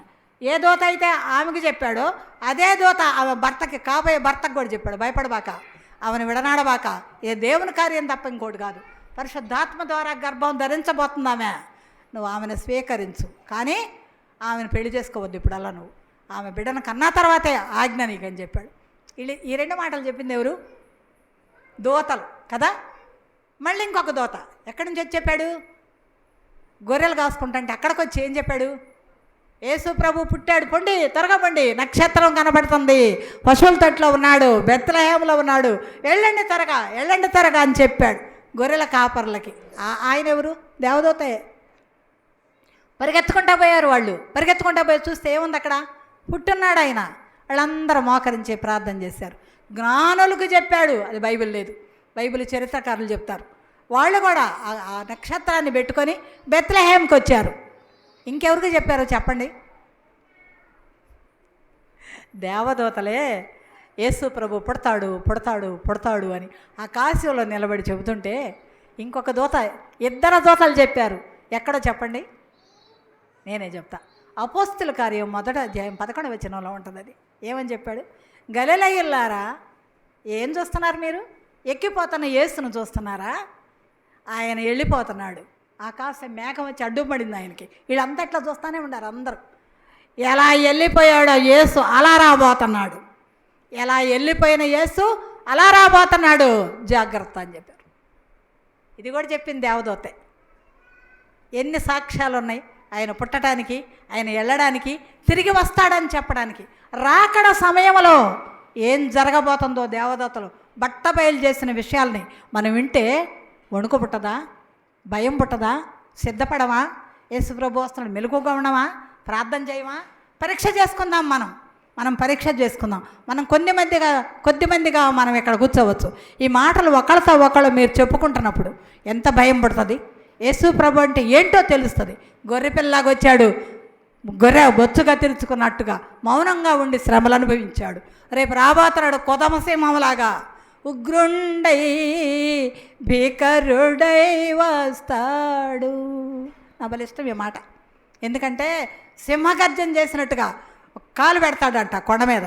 ఆ కాలు పెట్టగానే కొండ రెండుగా చీలిపోద్దంట. రెండు విధాలుగా చీలిపోయిన కొండ మీద నుంచి దిగొస్తాడు. రేపు జరిగేది అది. ఇదెవరు చెప్పారు? వాక్యం చెప్పింది. ఇదెందుకు నమ్మాలా? వాక్యము దేవుడై ఉండెను, వాక్యము దేవుని యొద్దనే ఉండెను. కిందకు వచ్చేటప్పటికి 12వ వచనంలో ఉంటుంది, సర్వాధికారి అయిన దేవుడు సర్వ శరీరము కలిగి మన మధ్య నివసించాడు. సర్వాధిపతి ఆయనే వాక్యం. ఆ వాక్యం దేవదూతల కంటే ఎక్కువది. ఈ వాక్యం చెప్తుంది ఆయన వస్తాడని. ఎప్పుడు వస్తాడు తెలియదు. డేట్ ఎప్పుడు తెలియదు. ఏ సంవత్సరంలో వస్తాడు తెలియదు. సంభవాలేంటి మాకు తెలియదు. యేసు ప్రభు చెప్పాడు అయ్యే సంభవాలు. భూకంపాలు వస్తాయి, యుద్ధాలు వస్తాయి, ఒకళ్ళ మీద ఒకళ్ళు వేస్తారు, ఇంట్లోనే అసమాధానం ఉంటుంది, కొడుకుకి తల్లికి కొడుకుకి తండ్రికి పడదు. ఇలాంటి భయంకరమైన సంగతులు జరగబోతున్నాయి.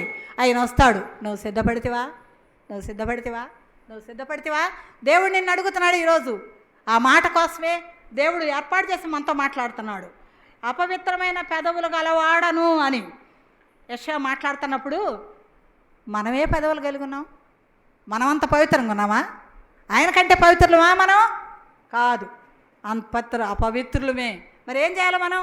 అగ్ని అనేది వాక్యంతో మన పెదవులు కాల్చుకోవాలి. వాక్యం వింటున్నప్పుడు మన సిద్ధపాటు, మన యొక్క సరి అయినటువంటి పద్ధతిలోకి మనం రాయాలి. నేను చిన్నప్పుడు ఒక మాట అనేదాన్ని.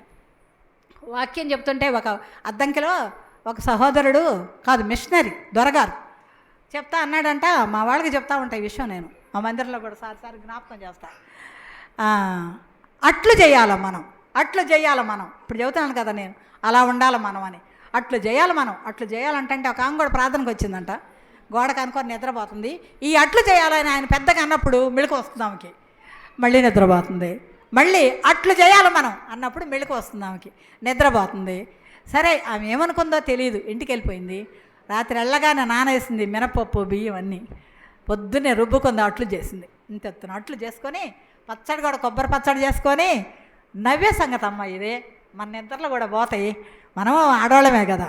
చక్కగా ఈయన్ని తీసుకొని వచ్చిందంట మందిరానికి. బ్రదర్ అన్నాడంటే ఏందమ్మా ఏంటి, ఎవరు నువ్వు, ఎందుకు వచ్చావు? అయ్యా నేను మందిరంలో సహోదరుని అయ్యా అన్నంట.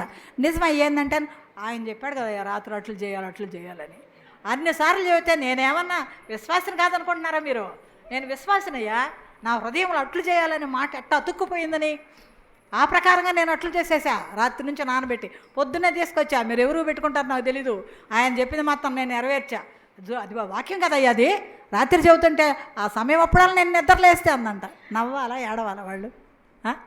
అట్లున్నావా మనం? ఏదో ఒక మాట విని ఇదే మాటలే అనుకుంటున్నావా?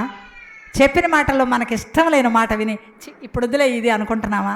ఇది చెయ్యాలా నువ్వు, ఇది అనుసరించాలి నువ్వు, దేవుడి కోసం ఇది బ్రతకాలా అన్నప్పుడు ఇప్పుడు కాదులే ఇంకా టైం ఉందిలే అనుకుంటున్నావా? అట్లు చెయ్యాల. అట్లు మినపట్లు కాదు, ప్రభువాక్య ప్రకారంగా అట్లు చేయాల. జ్ఞానం కలిగిన స్త్రీల వలె మనం ఉండాల. వివేకం కలిగిన స్త్రీలు సామెతల్లో చెప్పింది. ఇంకా నేను చెప్పలేమ్మా, ఎక్కువ చెప్తే మీకు కూడా వెక్కసం అయిపోద్ది. ప్రభు నామంలో ఈ మాటలు ప్రభు దీవించాలని కోరుకుంటున్నాను. మన మనసుల్లో పని చేయాలనుకుంటున్నాను. నేను ఒక మాట చెప్పి ఇచ్చేస్తాను. దేవుడు మనల్ని ఏం కోరుకుంటున్నాడు అంటే అట్లాగే దేవుడు మనల్ని ఏం కోరుకుంటున్నాడంటే మార్కు సువార్త 7వ అధ్యాయంలో ఉంటాయి 2 మాటలు చదవండి అమ్మా. మార్కు సువార్త 7వ అధ్యాయం 21, 22, 23 వచనాలు చదవండి అమ్మా. తీసినోడు చదవండి. లోపలి నుండి ఆ. అనగా మనుషుల హృదయంలో నుండి, వినండి అమ్మా, ఈ మాట బాగా వినండి. లోపలి నుండి అనగా నిద్రపోవద్దమ్మా, వినండి. మనుషుల హృదయంలో నుండి దురాలోచనలను, జారత్వములను, దొంగతనములను, నరహత్యలను, వ్యభిచారములను, లోపములను, చెడుతనములను, కృత్రిమము, కామవికారమును, మత్సరమును, దేవదూషణయు, అహంభావమును, అవివేకమును వచ్చును. ఈ చెడ్డవన్నీయు లోపలి నుండియే బయలు వెళ్ళి మనుషుని అపవిత్రపరచునని ఆయన చెప్పాను. ఇప్పుడు అమ్మాయి ఎన్ని చదివిందో నాకు నవ్వొచ్చింది. ఎందుకో చెప్పనా? ఎన్ని దేవునికి వ్యతిరేకం ఉన్నాయో చూడండి. ఈ ఎక్కడి నుండి వస్తాయంట? లోపల నుండే వస్తాయి, బయట నుంచి రావు, మన లోపల నుండే వస్తాయి. ఎన్ని చదివిందో లెక్క పెట్టకపోయినా 10 కన్నా ఎక్కువే ఉంటాయి కదా. ఎలాంటి దుర్మార్గమైనటువంటి పాపాలు అవి! వ్యభిచారము, దొంగతనము, నరహత్య, ఇవే కాదు పాపాలు. అవి చదవండి ఎన్ని పాపాలు. అపవిత్రత, ఒకరిని గురించి అసూయపడటం, ఎన్ని రకాల పాపాలు ఆలోచించండి మీరు. మరి ఇవన్నీ ఎక్కడి నుండి వస్తాయి? లోపల నోట్లో నుండి వస్తాయి. మరి ఇవన్నీ విడిచిపెట్టమంటున్నాడే దేవుడు. వీటిల్లో ఒకటైనా లేదా మనలో? ఒక్కటైనా లేదా మనలో? తప్పకుండా ఉంటుంది. ధ్యానించుకోండి, మననం చేసుకోండి, ఆలోచించండి. వాటిల్లో ఎన్ని పాపాలు మన దగ్గర ఉన్నాయో, ఎన్నిటిని మనం విడిచిపెట్టడానికి ఇష్టం లేదో, మరి మన సంగతి ఏంటి? ఎవరికో ఎందుకు మనం సిద్ధపడుతున్నావా? మరి అవన్నీ ఉంచుకొని యేసుప్రభు వస్తే నేను వెళ్ళిపోతానమ్మా అని అంటున్నావా? ఎంత దురాలోచన మంది. యేసుప్రభుని నమ్ముకున్నాం, విశ్వసించాం, పరలోకానికి వారసులమే అనుకుంటున్నాం, ప్రభు మనల్ని క్షమించాడు అనుకుంటున్నాం, రక్తంలో కడిగాడు అనుకుంటున్నాం, మనకు చాలా దీవెనలు. మంచిదే మంచిదే, అవన్నీ కరెక్టే. మరి నీలో ఉన్నటువంటి చెడ్డయి ఇన్నుండి అని చూపిస్తున్నాడే మార్కు సువార్తలో. ఒక్కటన్నా నీలో లేదా? ఆ ఒక్కటైనా సరిదిద్దుకోవడానికి ఈరోజు ఇష్టపడతావా? చదువుకోండి ఇంటికెళ్ళి. ఎన్ని దురాత్మలు ఉన్నాయో అందులో, ఎన్ని దుష్టశక్తులు ఉన్నాయో అందులో, దేవుడికి ఇష్టం కాని చిత్తము కాని విషయాలు ఎన్ని రాసి పెట్టాడో దేవుడు మార్కు సువార్తలో, మార్కు ద్వారా. మరి అవన్నీ మనం విడిచిపెట్టడానికి ఇష్టపడుతున్నావా? ఎక్కడుంది సిద్ధపాటు? ఎక్కడుంది మెళుకువ? ఈరోజు బాగా మాట్లాడి ఇంటికి పోయి పడుకొని రేపు ఆలోచిద్దామలా అనుకొని పడకలోనే చనిపోయినటువంటి ధన్యులు ఉండారు. వాళ్ళని ఏమనాలి? ఇంకా ధన్యులు అనక రేపుందా వాళ్ళకి? లేదు. ఈరోజే వాళ్ళ జీవితం కథం అయిపోయింది, చచ్చిపోయారు వాళ్ళు. పరలోకానికి వెళ్ళి లెక్కప్ప చెప్పుకుంటారో, ప్రభు దగ్గర ఏం మాట్లాడుకుంటారో మనకు తెలియదు. దేవుడైతే తన వాక్యము ద్వారా, తన మాటల ద్వారా మనకు చెబుతున్నాడు, దిద్దుకో.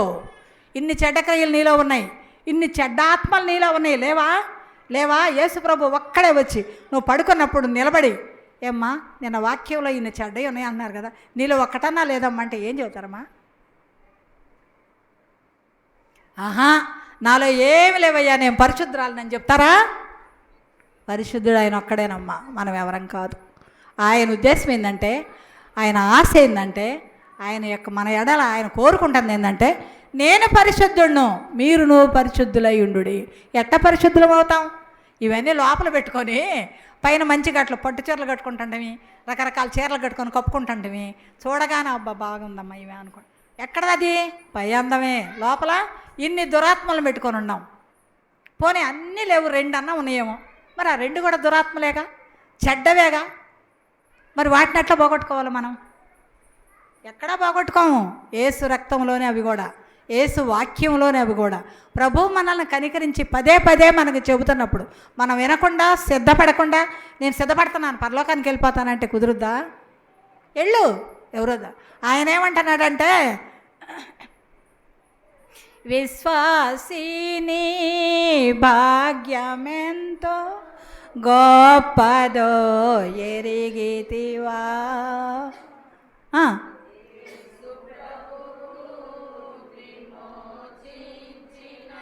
నిన్ను పోలిన వాడెవడు. ఎంత ధైర్యంగా రాశాడు చూడు ఆయన. యేసు ప్రభువు విమోచించిన నిన్ను పోలిన వాడెవడు. ప్రధానమంత్రికి, రాష్ట్రపతికి లేదు, మనకున్న భాగ్యం. వాళ్ళకి ఎవరికి లేని అర్హత ఆయన రక్తం ద్వారా ఇచ్చి మన సొంత బిడ్డలుగా చేసుకొని ఆ అర్హతని, ఆధిక్యతని మనకిచ్చాడు. నీ భాగ్యం ఎంత? నువ్వెంత ధనవంతుడివో నీకు తెలుసా? కింద వచనాల్లో వస్తుందిలే. ఎంత ధనవంతుడివో, ఎంత గొప్పవాడివో నీకు తెలుసా? అవన్నీ నీవు కలిగి ఉన్నావా? మరి కలిగి ఉంటే ఇయ్యేంది మరి? ఈ దురాత్మలేంది? నువ్వు ఎంత భాగ్యవంతుడివి. నేను నిన్ను కనుక్కున్నాను. నీకు నీ తండ్రి నీ తల్లి రక్తం ఇస్తారా? ఓ బాటిల్ ఇస్తారేమో. నేనైతే నా సమస్తాన్ని తల నుండి అరికాల వరకు రక్తాన్ని, నీరును కుమ్మరించాను. అలాంటి నేను నిన్ను రక్తం ద్వారా కొనుక్కుంటే ఇవన్నీ లోపల పెట్టుకొని ఏమి లేవులే సిద్ధపడుతున్నాను అంటున్నావా? అబద్ధం, అబద్ధం, అబద్ధం. ప్రభు నిన్ను కోరుకునే విధంగా నిన్ను మలుస్తానని ఆయన అంటంటే నీ చేత కాదు, వాటిల్లో నువ్వు దిద్దుకోవడానికి నీ వల్ల కాదు.